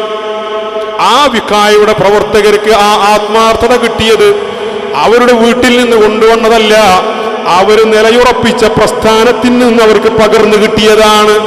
ഈ പ്രസ്ഥാനത്തിന്റെ യുവജന സംഘടനയാണെങ്കിലും ഈ പ്രസ്ഥാനത്തിന്റെ വിദ്യാർത്ഥി സംഘടനയാണെങ്കിലും ഇതിന്റെ ഉന്നത നേതൃത്വമാണെങ്കിലും ആത്മാർത്ഥതയാണ് ഇതിന്റെ മുഖമുദ്ര. അതായത് ഇതാണ് ഇസ്തിഖാമത്തിന്റെ വഴി, ദീനിന്റെ വഴി. ആ പകർന്നു കിട്ടിയ ആത്മാർത്ഥതയാണത്.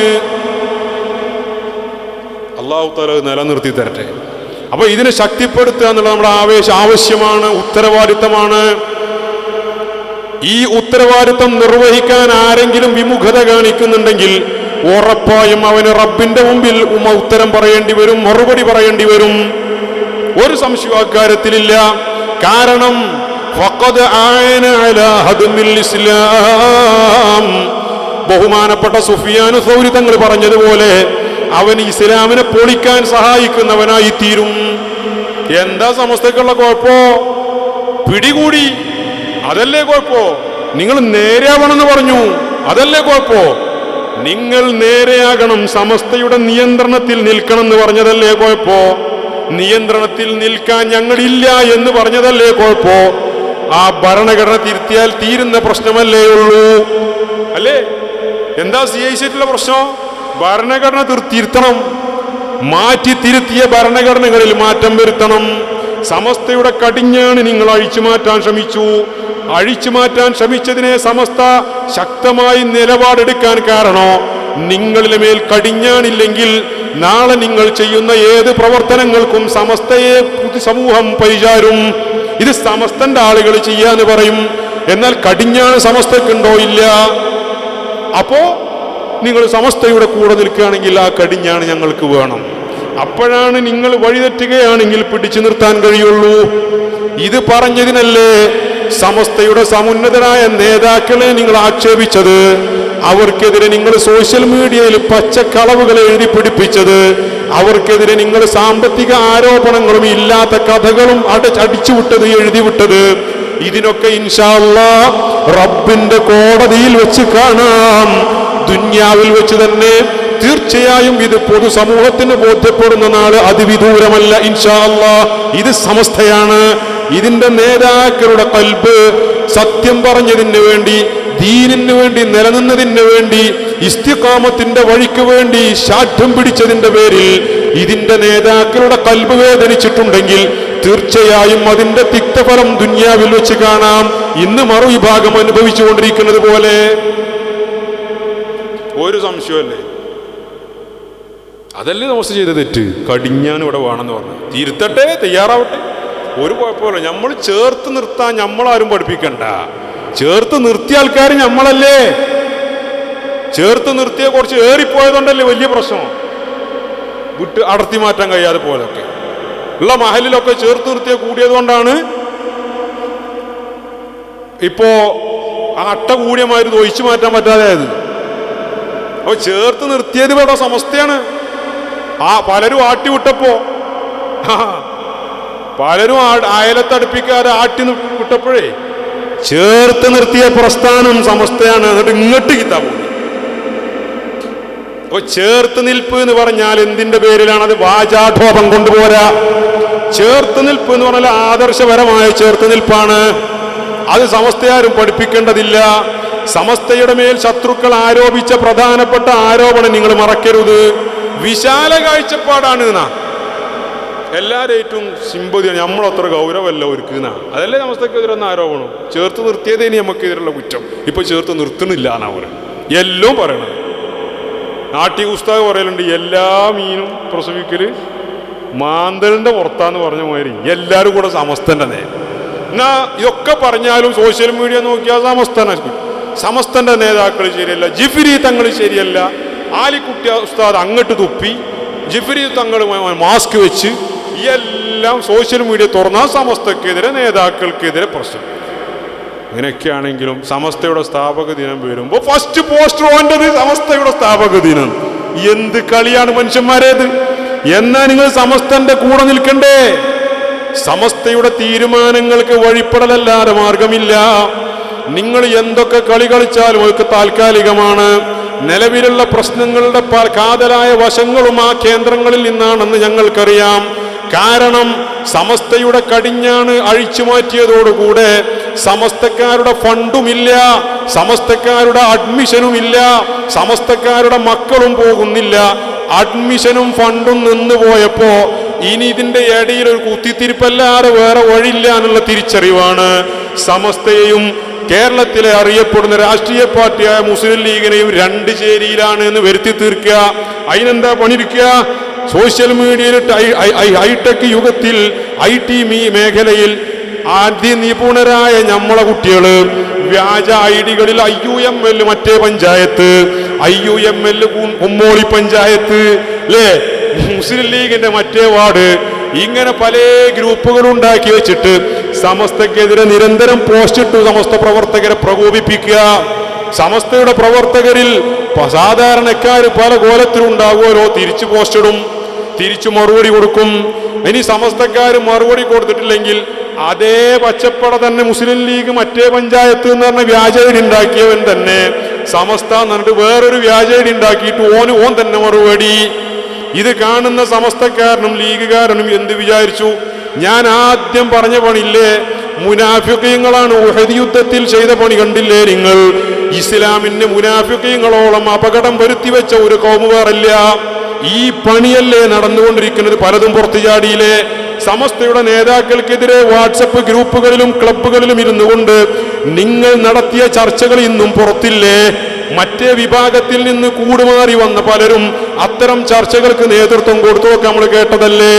ഇതൊക്കെ കണ്ടിട്ടും എന്നിട്ടും സമസ്തയും മുസ്ലിം ലീഗുമാണ് പ്രശ്നം എന്ന് വിചാരിച്ചുകൊണ്ട് നടക്കുന്ന നേതൃതലത്തിലാണെങ്കിലും അല്ലാത്തവരാണെങ്കിലും 2024 വിഡ്ഢികൾക്കുള്ള നോബൽ സമ്മാനം അവർക്ക് സജസ്റ്റ് ചെയ്യേണ്ടതാണ്. പ്രശ്നമൊന്നുമല്ല, പ്രശ്നമുണ്ടാക്കുന്നത് ഇതാണ്. എന്താ കാരണം? എന്താണ് പ്രശ്നത്തിന്റെ കാരണം? ഫണ്ട് ഇനി സമസ്തക്കാരെ ഫണ്ട് നമുക്ക് കിട്ടാൻ പോകുന്നില്ല.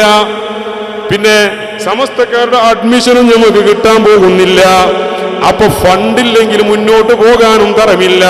ഫണ്ട് കിട്ടാനുള്ള കുറുക്കു വഴിയാണ് ഞമ്മന്റെ ആളാണ് വരുത്തി തീർക്കണം. നമ്മളെ ആളാണ് വരുത്തി തീർക്കണം. എന്ത് ചെയ്യണം? ഇവിടെ സ്പ്ലിറ്റ് ആക്കണം. ഇതൊക്കെ മനുഷ്യന്മാർക്ക് മനസ്സിലാവുന്ന കാര്യങ്ങളാണ്. ഇപ്പോൾ അത് അളമുട്ടിയിട്ടുണ്ട്. ഇപ്പൊ പലർക്കും കാര്യങ്ങൾ തിരിച്ചറിഞ്ഞിട്ടുണ്ട്. കാരണം പ്രശ്നമുണ്ടാക്കുന്ന ഐഡിന്റെ പിന്നാലെ പോയി നോക്കുമ്പോഴും അത് എത്തിപ്പെടുന്നത് ഒന്നുമില്ലെങ്കിൽ വളാഞ്ചേരിയിലാണ്, അല്ലെങ്കിൽ തൂതയിലാണ്. എല്ലാ ട്രെയിനും വരുന്നത് അവസാനം എത്തിപ്പെടുന്നത് ഷൊർണൂരിലാണല്ലോ. എന്നതുപോലെ ഏത് ഐഡി എങ്ങനെ കറങ്ങി തിരിഞ്ഞു പോയാലും അവസാനം എത്തിപ്പെടുന്നു വളാഞ്ചേരി അല്ലെങ്കിൽ തൂത. ഏകദേശമൊക്കെ തൂതയെ തന്നെയാണ് എത്തുന്നത്. അതൊരു ഗോഡൌണായി മാറിയിട്ടുണ്ടോ എന്ന് സംശയമുണ്ട്. വലിയ വലിയ മഹാന്മാരാണല്ലോ. അപ്പോ ഈ കളികളൊക്കെ പൊതുസമൂഹത്തിന് തിരിച്ചറിഞ്ഞ് തുടങ്ങിയപ്പോഴാണ് നാളെങ്ങും ഇല്ലാത്ത ഒരു പുതിയ ചില സമീപനങ്ങളുമായി വന്നത്. നിങ്ങൾ എന്ത് കളി കളിച്ചോളൂ. ഇപ്പൊ നിങ്ങൾ വലിയ സമസ്തക്കാരാണ്. ഇലക്ഷന്റെ റിസൾട്ട് വന്നപ്പോ ഇപ്പൊ കണ്ട 10-65 കൊല്ലം കാണാത്ത തലയികെട്ടുകാരെ മുസ്ലിം ലീഗ് നേതാക്കളുടെ ബാക്കിൽ നിന്നിട്ട് വലിയ സജീവമായി കണ്ടത് കണ്ട് ഞാൻ കുറെ ചിരിച്ചുപോയി. നമ്മളൊരു MP ആയി തെരഞ്ഞെടുത്തപ്പോ ആ ഫോട്ടോന്റെ പിന്നിൽ ഒരു തലയികെട്ടുകാരൻ, ഇതേ ഒരു തലയികെട്ടുകാരൻ മുമ്പ് വേറൊരു പാർട്ടിക്കാരെ സ്റ്റേജിൽ കുറെ കളി കളിച്ചിരുന്നു. ഒന്ന് സമസ്തക്കെതിരെ ശക്തരാകാൻ വേണ്ടി. ആര് എന്ത് കളി കളിച്ചാലും, നിങ്ങൾ എന്തൊക്കെ തല കുത്തിമറിഞ്ഞാലും ഒരിക്കലും സയ്യിദുൽ ഉലമാ ജിഫ്രി തങ്ങൾ നിങ്ങൾക്കെതിരെ തെറി പറയില്ല. സമസ്തയുടെ ഒരു ആലിമീങ്ങളും നിങ്ങൾക്കെതിരെ വ്യാജ ആരോപണങ്ങൾ ഉന്നയിക്കില്ല. നിങ്ങൾ എന്ത് കളിച്ചാലും നിങ്ങൾക്കെതിരെ മുശാവറയിൽ ഒരു ചർച്ച നടത്തി വിശദമായി എത്ര വർഷമെടുത്താലും വിശദമായി പഠിച്ച ശേഷമല്ലാതെ നിങ്ങൾക്കെതിരെ ഒരു പേന ചലിപ്പിക്കില്ല, ഒരു വാക്ക് പറയില്ല. ഇത് സമസ്ത കേരള ജംഇയ്യത്തുൽ ഉലമയുടെ ഈ കഴിഞ്ഞ കാലഘട്ടങ്ങളിൽ മുഴുവനും സ്വീകരിച്ച നിലപാടാണ്. പക്ഷേ പച്ചക്കളവുകളും ഇല്ലാ വചനങ്ങളും എഴുതി പിടിപ്പിച്ച നിങ്ങൾ ചരിത്രത്തിൽ മുൻകാലത്ത് സമസ്തക്കെതിരെ വന്നവരൊക്കെ നിഷ്പ്രഭമായതുപോലെ നിങ്ങളും നിഷ്പ്രഭമാകും എന്നതിൽ ഒരു സംശയമല്ല. കുറച്ചു കാലം നമ്മൾ ഇടങ്ങേറാകേണ്ടി വരും. ആ ഇടങ്ങേറാകൽ തന്നെയല്ലേ സ്വർഗം കിട്ടാനുള്ള വഴി. നിങ്ങളാരും തെറി പറയാൻ പാടില്ല, നിങ്ങളാരും കുറ്റം പറയാൻ പാടില്ല. എന്നെക്കുറിച്ച് എന്തെങ്കിലും മോശമായിട്ട് ഓൻ പറയോ, അതുകൊണ്ടാണ് ഞാൻ ഉണ്ടാത്തത്. നമുക്കെന്താ പറയുക, നമുക്കിപ്പോൾ നമ്മളെ ബന്ധത്തിൽപ്പെട്ടാൽ അങ്ങനത്തെ ആൾക്കാരോട് നമുക്ക് ഇടപെടാൻ വകുപ്പില്ല. പോയി പണി വെക്കണോ? മുൻഗാമികൾ ആ നിലപാട് സ്വീകരിച്ചിരുന്നെങ്കിൽ ഇന്നിവിടെ ദീനുണ്ടോ? എളാപ്പാക്കെതിരെ ആയത്തിറങ്ങിയ റസൂലുള്ളാഹി സ്വല്ലല്ലാഹു അലൈഹി വസല്ലം തങ്ങൾ പരസ്യമായി ഓതിയ ആ പ്രവാചകന്റെ പിൻഗാമികൾക്ക് എങ്ങനെ നിലപാട് സ്വീകരിക്കാൻ കഴിയുക? സ്ഥാനമാനങ്ങൾ നഷ്ടപ്പെടുന്ന പേടിയാണോ? ഇത്രയും കാലം ഒളുക്ക ചിരിച്ചോ ഇനി ചിരിക്കൂല എന്നുള്ള പേടിയാണോ? ഖബറിൽ ചിരിക്കണ്ടേ? മഹാന്മാരായ ശൈഖുന ശംസുൽ ഉലമയുടെ കൂടെ നിങ്ങൾക്ക് സ്വർഗത്ത് കിടക്കണ്ടേ? ശൈഖുന ശംസുൽ ഉലമയുടെ ശഫാഅത്ത് നിങ്ങൾക്ക് വേണ്ടേ? ഞാൻ പ്രതിനിധാനം ചെയ്ത പ്രസ്ഥാനത്തിന് വേണ്ടി കഠിനാധ്വാനം ചെയ്ത കുട്ടിയാണത് എന്നൊരു പറച്ചിൽ കിട്ടിയാൽ രക്ഷപ്പെട്ടില്ലേ? അമല് കൊണ്ട് രക്ഷപ്പെടുമെന്ന് കൊതിക്കുന്നവരല്ലല്ലോ നമ്മള്. കണ്ണിയത്ത് ഉസ്താദിന്റെയും വരക്കൽ തങ്ങളുടെയും പാങ്ങക്കാരന്റെയും കൈപിടിച്ച് സിറാത്ത് കടക്കാൻ കൊതിക്കുന്നവരല്ലേ നമ്മൾ. അതൊക്കെ നമുക്ക് കൊതിയുണ്ട്. പക്ഷേ സമസ്തന്റെ നേതാക്കൾക്കെതിരെ ആരെന്ത് കുരച്ചാലും തിരിച്ചു മൂളാൻ എനിക്ക് ധൈര്യമല്ല. ഓലെ കയ്യൊക്കെ പിടിക്കണം സിറാത്ത് പോലത്തിന്. ഞാൻ നിങ്ങളെ വിപ്ലവകാരികളാക്കുകയല്ല, ഞാൻ നിങ്ങളെ വർഗീയവാദികളാക്കാൻ പറയുന്നതല്ല. കാര്യങ്ങളെ മനസ്സിലാക്കുകയും കാര്യങ്ങളെ ബോധ്യപ്പെടുകയും മറ്റൊരാൾക്ക് സ്വകാര്യമായി ബോധ്യപ്പെടുത്തുകയെങ്കിലും ചെയ്യണം. ഞാൻ അതിലും അല്ല ഇതിലും അല്ല, ഞാൻ ഓൻ്റെ അല്ല ബെൻ്റെ അല്ല എന്നാണ് നടക്കുന്നത്. അതൊന്നും ആദർശവാദികളുടെ ലക്ഷണങ്ങളല്ല. ദീനിൽ ആദർശത്തിൽ ശുദ്ധത്ത് വേണം, അതിലൊരു സംശയമല്ല. അതാ ദീൻ. ഇനി ഞാൻ പറയാം, നിർത്താനായല്ലോ. ഇനി ഞാൻ പറഞ്ഞല്ലോ, ഞാൻ ഈ പറഞ്ഞതൊന്നും ആക്ഷേപിക്കാനല്ല. നമ്മൾ ഇവരൊക്കെ വല്ലാതെ സ്നേഹിക്കുന്നവരാണ്.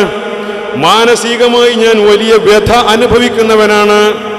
കാരണം സമസ്ത കേരള ജംഇയ്യത്തുൽ ഉലമയുടെ SKSSF പ്രവർത്തന ഗോധയിൽ സജീവമായി ഒരു ക്യാമ്പ് വിളിച്ചാൽ, ഒരു ജില്ലാ കമ്മിറ്റി വിളിച്ചാൽ, ഒരു മീറ്റിംഗ് വിളിച്ചാൽ സജീവമായി തൊപ്പിയും കന്തൂറയും ഇട്ട് വന്നിരുന്ന ഓടിച്ചാടി പ്രവർത്തിച്ചിരുന്ന പല പ്രവർത്തകരും സമസ്ത ഈ സമയത്ത് നിലപാടെടുത്തതിൻ്റെ പേരിൽ പല പ്രവർത്തകരും നഷ്ടപ്പെട്ടതിൽ വലിയ മാനസികമായി വേദന അനുഭവിക്കുന്നവനാണ് ഞാൻ.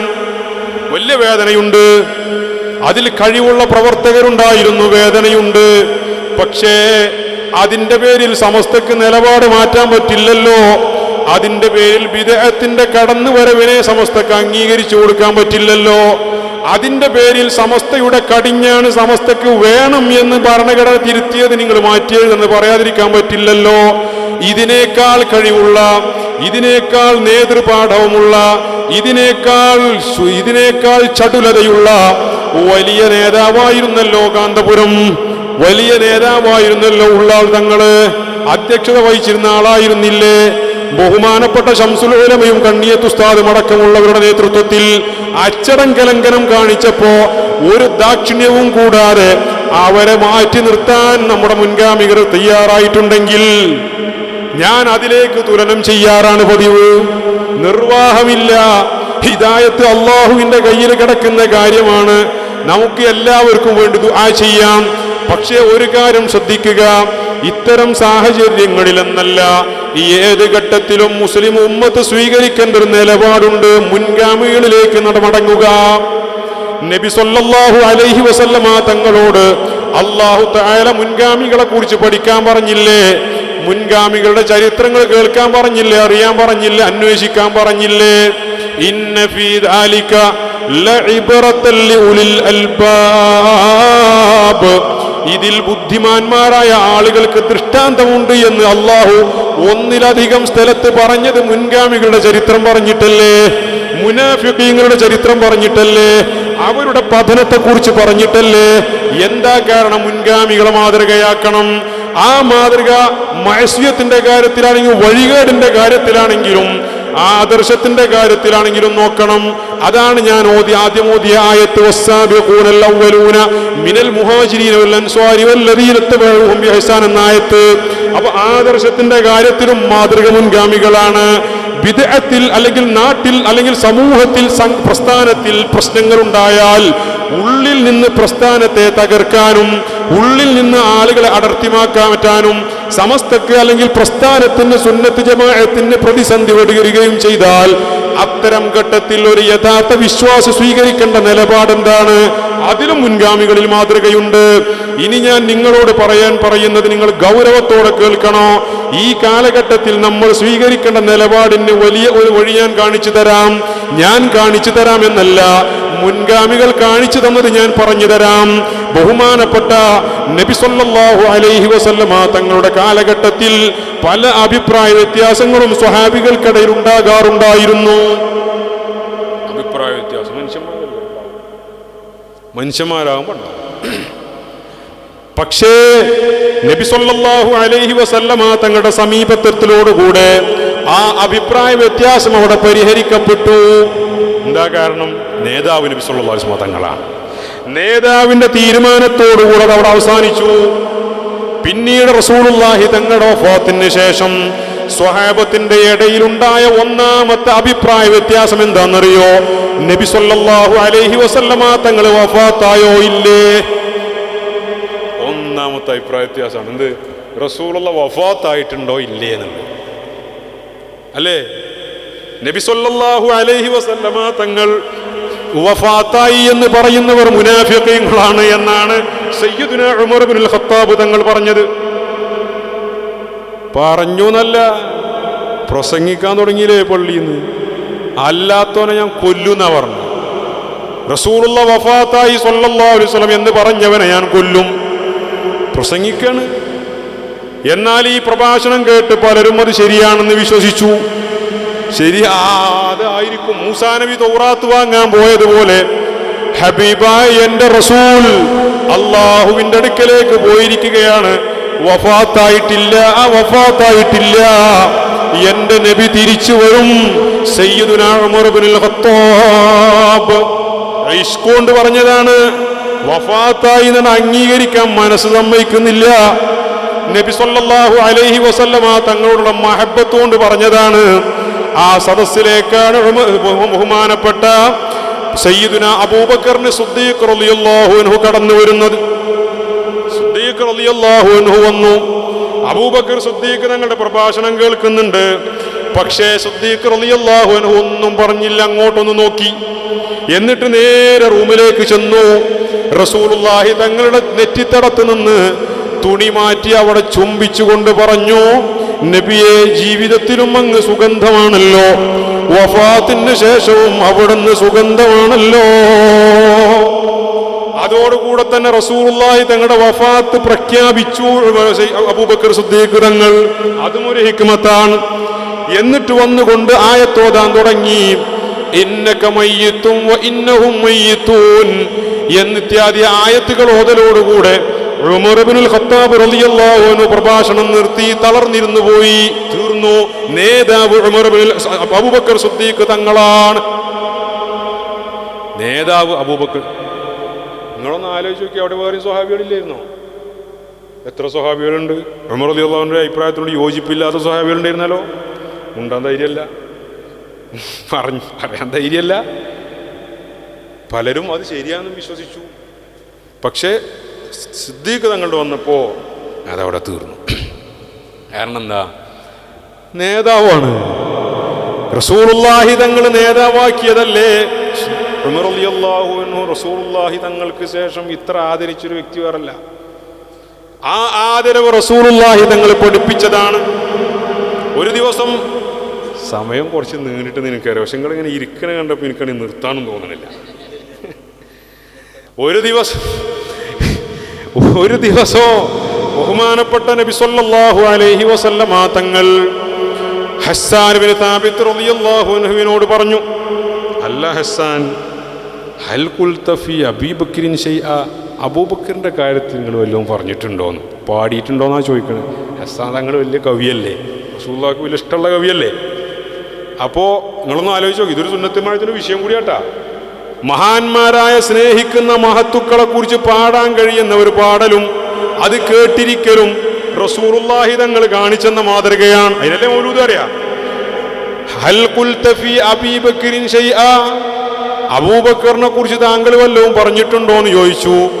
ഹസ്സാൻ തങ്ങൾ പറഞ്ഞു, അതേ നബിയേ, റസൂലുള്ളാഹി തങ്ങൾ പറഞ്ഞു ഖുൽ വ അനാ അസ്മഅ, എന്നാ പറഞ്ഞ ഒന്ന് കേൾക്കട്ടെ. വഥാനിയ ഇസ്നൈനി ഫിൽ ഗാരിൽ മുനീഫി വഖദ് ത്വാഫൽ അദൂ ബിഹി إذ صعد الجبل وكان حب رسول الله قد علموا من البرية لم يعدل به رجلا. നബി സല്ലല്ലാഹു അലൈഹി വസല്ലമ തങ്ങളോട് കൂടെ സൗർ ഗുഹയിൽ രണ്ടാളിൽ രണ്ടാമനായി ഉണ്ടായിരുന്ന വ്യക്തി, ശത്രുക്കൾ പർവ്വതം മുഴുവനും അരിച്ചു പെറുക്കുമ്പോഴും റസൂലുള്ളാഹി തങ്ങളോട് കൂടെ ഉണ്ടായിരുന്ന രണ്ടാമൻ എന്നാണ് തുടങ്ങിയിട്ട് മദ്ഹ് പാടിയപ്പോ അള്ളാന്റെ റസൂല് പറഞ്ഞു യാ ഹസ്സാൻ ഹുവ കദാലിക യാ ഹസ്സാൻ. ശരിയാണ് ഹസ്സാൻ, അബൂബക്കർ താങ്കൾ ഈ പറഞ്ഞതുപോലെ. അപ്പൊ ഈ റസൂലുള്ളാഹി തങ്ങൾക്ക് വലിയ ബഹുമാനായിരുന്നല്ലോ അബൂബക്കർ തങ്ങളെ. അബൂബക്കർ സിദ്ദീഖ് തങ്ങളാണ് നേതാവ്. നേതാവെന്ന് പറയലോടുകൂടെ ഉമർ ഇബ്നുൽ ഖത്താബ് റളിയല്ലാഹു അൻഹു അവിടെ സ്റ്റോപ്പ്. പിന്നെ അവരുടെ അഭിപ്രായ വ്യത്യാസം ഉണ്ടായത് നബി സല്ലല്ലാഹു അലൈഹി വസല്ലമ തങ്ങളെ എവിടെ മറവ് ചെയ്യണമെന്നാണ്. തങ്ങളുടെ ഖബർ എവിടെയാക്കണം? പലരും പറഞ്ഞു തങ്ങളുടെ ഖബർ സ്വഹാബത്തിന്റെ കൂടെ ജന്നത്തുൽ ബഖീഅയിലാക്കാം. ചിലർ പറഞ്ഞു പള്ളിന്റെ ഉള്ളിലാക്കാം. ചിലർ പറഞ്ഞു അവിടെ തന്നെ ആക്കാം. പല അഭിപ്രായങ്ങൾ വരാൻ തുടങ്ങി. നിങ്ങളൊന്ന് ആലോചിച്ച് നോക്കിയേ, നമ്മളാണെങ്കിൽ 4 ഗ്രൂപ്പ് എന്തായാലും ഉണ്ടാക്കിയിട്ടുണ്ടാവും വാട്സപ്പിൽ. അല്ലേ? ഒരഭിപ്രായ വ്യത്യാസം ഉണ്ടാകുന്ന ഗ്രൂപ്പ്, വാട്സപ്പ് ഗ്രൂപ്പ് ഉണ്ടാക്കിയല്ലേ? അഭിപ്രായങ്ങളൊക്കെ ഉണ്ട്. അഭിപ്രായം ഒന്നും നടക്കൂല. അപ്പോ സ്വഹാബികൾ എന്ത് ചെയ്തു? അതാ അവർ നേതാവിലേക്ക് മടങ്ങി. സയ്യിദുനാ സിദ്ദീഖുൽ അക്ബർ റളിയല്ലാഹു അൻഹു അവരുടെ മുമ്പിൽ വന്നിട്ട് പറഞ്ഞു, നബി സല്ലല്ലാഹു അലൈഹി വസല്ലം പറയുന്നത് ഞാൻ കേട്ടിട്ടുണ്ട്, പ്രവാചകന്മാര് എവിടെയാണോ മരണപ്പെടുന്നത്, റൂഹ് പിടിക്കപ്പെടുന്നത്, അവിടെയാണ് അവരുടെ ഖബർ മറവ് ചെയ്യേണ്ടത് എന്ന് റസൂലുള്ള പറയുന്നത് ഞാൻ കേട്ടിട്ടുണ്ട്. സിദ്ദീഖുൽ അക്ബർ റളിയല്ലാഹു അൻഹു. തീർന്ന് പ്രശ്നം തീർന്ന്. നേതാവാണ്, അത് അംഗീകരിക്കല്ലാതെ വേറെ മാർഗമില്ല. പലർക്കും താല്പര്യങ്ങൾ പലതും ഉണ്ടാകും. ആ നേതൃത്വത്തെ അംഗീകരിക്കുക എന്നതാണ് ഉമ്മത്തിന്റെ ബാധ്യത. അതിനാ ഞാൻ അത് പറയണത്. സമസ്ത കേരള ജംഇയ്യത്തുൽ ഉലമ എന്നതൊരു വ്യക്തിയല്ല, 4 ആളുകളല്ല, 40 പ്രമുഖ പണ്ഡിതരാണ് നമുക്ക് മാതൃകയാക്കാൻ പറ്റിയ പണ്ഡിതർ. ഏറ്റക്കുറവുകളുണ്ടാവാം, വലിപ്പ ചെറുപ്പങ്ങളുണ്ടാവാം, പക്ഷെ അതൊരു ജമാഅയാണ്. ആ ജമാഅത്തിനെ അംഗീകരിക്കുക എന്നത് മുസ്ലിം ഉമ്മത്തിന് അവർ അംഗീകരിക്കുന്നവർക്ക് ബാധ്യതയാണ്. അത് ഈ ഉമ്മത്തിന്റെ സ്വലാഹിയത്തിന് അത്യാവശ്യമാണ്. ആ അംഗീകരിക്കുന്നവരാണ് ഈ ഉമ്മത്തിന്റെ ഭദ്രതയ്ക്ക് കാവലാളികളായി നിൽക്കുന്നവർ. ആ അംഗീകാരത്തെ ചോദ്യം ചെയ്യുന്നവരാണ് ശിഥിലീകരണത്തിന്റെ ശക്തികൾ. അവരാണ് ചേർത്ത് നിൽപ്പിന് എതിർ നിൽക്കുന്നവർ. നേതൃത്വത്തിന് കൂടെ നിൽക്കുന്നവരാ ചേർത്ത് നിർത്തുന്നവര്. എന്നിട്ട് ഇങ്ങോട്ട് കിത്താവോ കള്ളൻ തിരിഞ്ഞു നിന്നിട്ട് മറ്റോനെ ആകണ് കള്ളനാക്കണ് കള്ളൻ. ഇതാ പടക്കണേ, വിടൂല. അതിനൊന്നും നമ്മൾ സമ്മതിക്കൂലല്ലോ. മുൻഗാമികളിലൊരു മാതൃകണ്ട്. പിന്നീട് നിങ്ങൾ കേൾക്കണം. അപ്പം നിങ്ങൾ പറയും അത് സിദ്ദീഖുൽ അക്ബർ റളിയല്ലാഹു അൻഹു പറഞ്ഞപ്പോൾ കാര്യം മനസ്സിലായതുകൊണ്ടാണ്. അല്ല, മനസ്സിലാവാത്ത കാര്യത്തിലും അവർ അംഗീകരിച്ചിട്ടുണ്ട്. അതും കൂടെ പറഞ്ഞിട്ട് ഞാൻ നിർത്താം. സിദ്ദീഖുൽ അക്ബർ റളിയല്ലാഹു അൻഹുവിന് ഒരു തീരുമാനമുണ്ടായിരുന്നു. സ്വത്തോഹരി വെക്കുന്നിടത്ത്, ഏത് സ്വത്ത്? ഗനീമത്തായി വരുന്ന ബൈത്തുൽ മാലിലെ സ്വത്ത്. സ്വഹാബികൾക്ക് പെൻഷൻ കൊടുക്കുന്നത് പോലെ ഇങ്ങനെ മാസത്തിലെ നിശ്ചിത സംഖ്യ, അല്ലെങ്കിൽ ഏതെങ്കിലും എവിടെങ്കിലും ഫതഹായിൽ നിന്ന് വരുന്ന ഗനീമത്തുകൾ ധാരാളം വരുമ്പോ അത് സ്വഹാബികൾക്കിടയിൽ വീതിച്ചു കൊടുക്കാറുണ്ട്. ഈ വീതിച്ചു കൊടുക്കുന്ന സ്വത്ത് സിദ്ദീഖുൽ അക്ബർ റളിയല്ലാഹു അൻഹുവിന്റെ അഭിപ്രായം എല്ലാവർക്കും തുല്യപാതിയാക്കി കൊടുക്കണമെന്നായിരുന്നു. എല്ലാവർക്കും ഒരുപോലെ കൊടുക്കണം. അപ്പൊ ഉമർ റളിയല്ലാഹു അൻഹു പറഞ്ഞു, അവരിൽ മുഹാജിരീങ്ങളുണ്ട്, നബി സല്ലല്ലാഹു അലൈഹി വസല്ലമ തങ്ങളുടെ കൂടെ ത്യാഗം സഹിച്ചവരുണ്ട്, ഉഹദിൽ റസൂലുള്ളാഹി തങ്ങൾക്ക് തടി കൊണ്ട് കാവൽ പ്രതിരോധം തീർത്തവരുണ്ട്, ബദറിൽ പങ്കെടുത്തവരുണ്ട്, ബദറിൽ ഷഹീദായവരുടെ കുടുംബങ്ങളുണ്ട്, റസൂലുള്ളാഹി തങ്ങളുടെ ഭാര്യമാരുണ്ട്. കാറ്റഗറി ആയിട്ട് തിരിച്ചിട്ട് കൊടുക്കണം എന്ന് പറഞ്ഞു ആര്? ഉമർ റളിയല്ലാഹു അൻഹു. സിദ്ദീഖ് തങ്ങൾ ഉമർ റളിയല്ലാഹു അൻഹുവിന്റെ അഭിപ്രായം ചോദിച്ചിരുന്നു, അതുകൊണ്ടാ പറഞ്ഞത്. അല്ലാതെ നേതാവിനോട് അങ്ങോട്ട് അറ്റാക്ക് ചെയ്ത് പറയല്ല. ഇത് ജിഫ്രി തങ്ങൾക്ക് ഇന്നത് പറയണമെന്ന് വാട്സപ്പിൽ മറ്റോ എഴുതി വിടുക. ജിഫ്രി തങ്ങൾ പറഞ്ഞത് ശരിയായില്ല, ഇങ്ങനെ പറയേണ്ടിയിരുന്നു, വ്യാജ ഐഡിയിൽ ഒരുത്തൻ. എന്നിട്ട് ഓനാണ് ഇവിടെ ചേർത്ത് നിൽപ്പിന്റെ ആൾക്കാർ. അപ്പോ സിദ്ദീഖ് റളിയല്ലാഹു അൻഹു ഉമർ റളിയല്ലാഹു അൻഹു യുദ്ധത്തിന് പോലും പറഞ്ഞയച്ചിരുന്നില്ല. പോകാൻ തയ്യാറായിട്ട് പോണ്ട, എനിക്ക് നിങ്ങളോട് വേണമെന്നാ പറഞ്ഞത്, നിങ്ങളോട് ഉണ്ടാവണമെന്നാ. അപ്പോ ഉമർ റളിയല്ലാഹു അൻഹു ഈ അഭിപ്രായം പറഞ്ഞപ്പോ സിദ്ദീഖ് തങ്ങളുടെ മറുപടി എന്താ? അവർക്ക് ആ മഹത്വവും ശ്രേഷ്ഠതയൊക്കെ ഉള്ളത് അള്ളാഹ് കൊടുത്തോളും അള്ളാന്റെ അടുത്തുനിന്ന്. ഇവിടുന്ന് അവർ ദുന്യവിയായ ആവശ്യങ്ങൾക്ക് വേണ്ടി ചെയ്തതല്ലല്ലോ, അതുകൊണ്ട് ദുന്യവിയായ കാര്യത്തിൽ എല്ലാവരും ഒരുപോലെ ആവട്ടെ. ഉമർ റളിയല്ലാഹു അൻഹു അംഗീകരിച്ചു. പിന്നെ ഉണ്ടില്ല, പിന്നെ അവിടെ വാട്സപ്പ് ഗ്രൂപ്പ് ഉണ്ടാക്കാൻ പോകില്ല. പിന്നെ ഈ അഭിപ്രായമുള്ള ആൾക്കാരെ എത്ര ആൾക്കാർ അഭിപ്രായത്തിന് കിട്ടും? ഏറ്റവും ചുരുങ്ങിയത് ഇത് കിട്ടേണ്ട ആൾക്കാരെങ്കിലും കൂടെ കിട്ടൂലേ? മിണ്ടിയില്ല. ഈ അഭിപ്രായത്തോട് ഉമർ തങ്ങൾക്ക് യോജിപ്പുണ്ടായിരുന്നില്ല. സിദ്ദീഖ് തങ്ങൾ വഫാത്തായി. ഉമർ ഇബ്നുൽ ഖത്താബ് റളിയല്ലാഹു അൻഹു ഖലീഫയായി. ഉമർ റളിയല്ലാഹു അൻഹു ആദ്യം ചെയ്ത പണികളിലൊന്ന് ഈ സിദ്ദീഖ് തങ്ങൾ ചെയ്ത ഈ പണി നേരണ്ട് ഉൾട്ടാക്കി മാറ്റി. എന്നിട്ട് ഉമർ റളിയല്ലാഹു അൻഹു മനസ്സിലാക്കിയ ആ നയം നടപ്പിലാക്കി. ബദരീങ്ങൾ ഏറ്റവും കൂടുതൽ സ്വത്ത് അസ്വാജുൻ നബി സല്ലല്ലാഹു അലൈഹി വസല്ലം തങ്ങളുടെ ഭാര്യമാർക്ക്, ഉമ്മഹാത്തുൽ മുഅ്മിനീൻ. പിന്നെ ബദരീങ്ങൾക്ക്, മനസ്സിലായില്ലേ? ഇങ്ങനെ ഉഹദീങ്ങൾക്ക്, മുഹാജിരീങ്ങൾക്ക് ഇങ്ങനെ കാറ്റഗറൈസ് ചെയ്തിട്ട് ഫണ്ടിൽ ഏറ്റ വ്യത്യാസങ്ങൾ കൊണ്ടുവന്നിട്ടാണ് പിന്നെ ആ സ്വത്തോഹരി വക്കൽ നടത്തിയത്. ഉമർ റളിയല്ലാഹു അൻഹു ആ സംവിധാനം കൊണ്ടുവന്നു. സിദ്ദീഖ് തങ്ങൾ നേതാവായിരുന്നു, ഖലീഫയായിരുന്നു. ആ നേതാവ് ഉണ്ടായിരുന്ന കാലത്ത് ഈ അഭിപ്രായമാണ് ശരി എന്ന അഭിപ്രായം ഉണ്ടായിട്ടും അത് അംഗീകരിക്കുക എന്ന മാതൃകയാണ് യഥാർത്ഥ സുന്നിക്കുണ്ടാവേണ്ട മാതൃക. ഈ ഉമർ റളിയല്ലാഹു അൻഹു സിദ്ദീഖ് തങ്ങളെ അതിന്റെ പേരിൽ ആക്ഷേപിച്ചില്ല. ഒരിക്കൽ ഒരാൾ വന്നിട്ട് ഉമർ റളിയല്ലാഹു അൻഹുവിനോട് പറഞ്ഞു, ഉമറെ അന്ത ഖൈറും മിൻ അബീ ബക്കർ. അതിനു മുമ്പ് സിദ്ദീഖ് തങ്ങളോട് ഒരാൾ പോയി ചോദിച്ചിരുന്നു. ഇരിപ്പിന്റെ ആൾക്കാരെ എപ്പോഴും ഉണ്ടാവുമല്ലോ ആൾക്കാർ.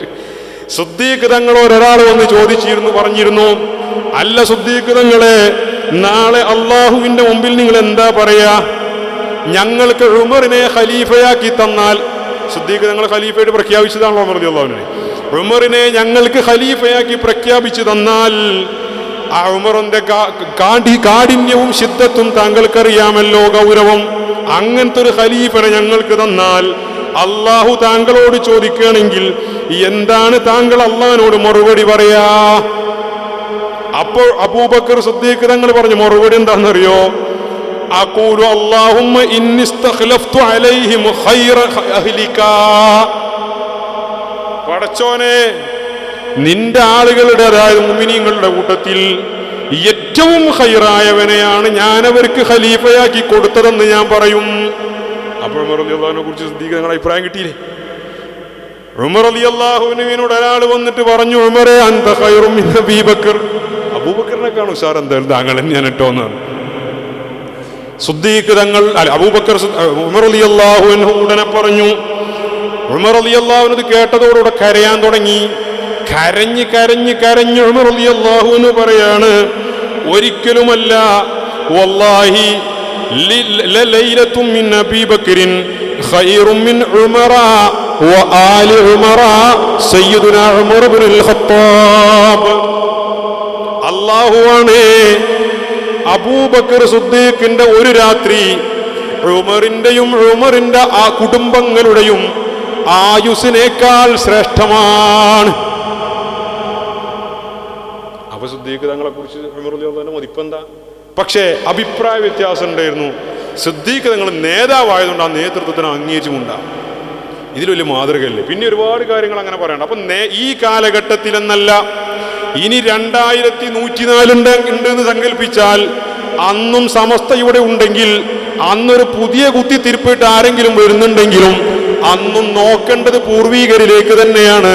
നേതൃത്വത്തിന്റെ പിന്നിൽ അടിയുറച്ചു നിൽക്കുകയും നേതൃത്വമെടുക്കുന്ന തീരുമാനങ്ങൾ അനുസരിക്കുകയും അംഗീകരിക്കുകയും ചെയ്യുന്ന ഉമ്മത്തിനെ ഐക്യം സാധ്യമാവൂ, യോജിപ്പ് സാധ്യമാവൂ, അതിന് അംഗീകരിക്കുകയും അനുസരിക്കുകയും ചെയ്യുന്നവരാണ് ഈ ഐക്യത്തിന്റെ വാക്താക്കൾ. അല്ലാത്തവരാണ് ശിഥിലീകരണ ശക്തികളെന്ന് ഇനിയെങ്കിലും പൊതുസമൂഹം തിരിച്ചറിയുകയും ഈ ഉമ്മത്തിന്റെ പ്രവർത്തനങ്ങൾക്ക്, സമസ്തയുടെ ആദർശങ്ങൾക്ക് ശക്തി പകരാൻ അല്ലാഹു സുബ്ഹാനഹു വ തആല നമുക്കും അഹ്ലുകാർക്കും തൗഫീഖ് ചെയ്യട്ടെ എന്ന് ദുആ ചെയ്തുകൊണ്ട് ഞാൻ എൻ്റെ പ്രസംഗം ഉപസംഹരിക്കുകയാണ്.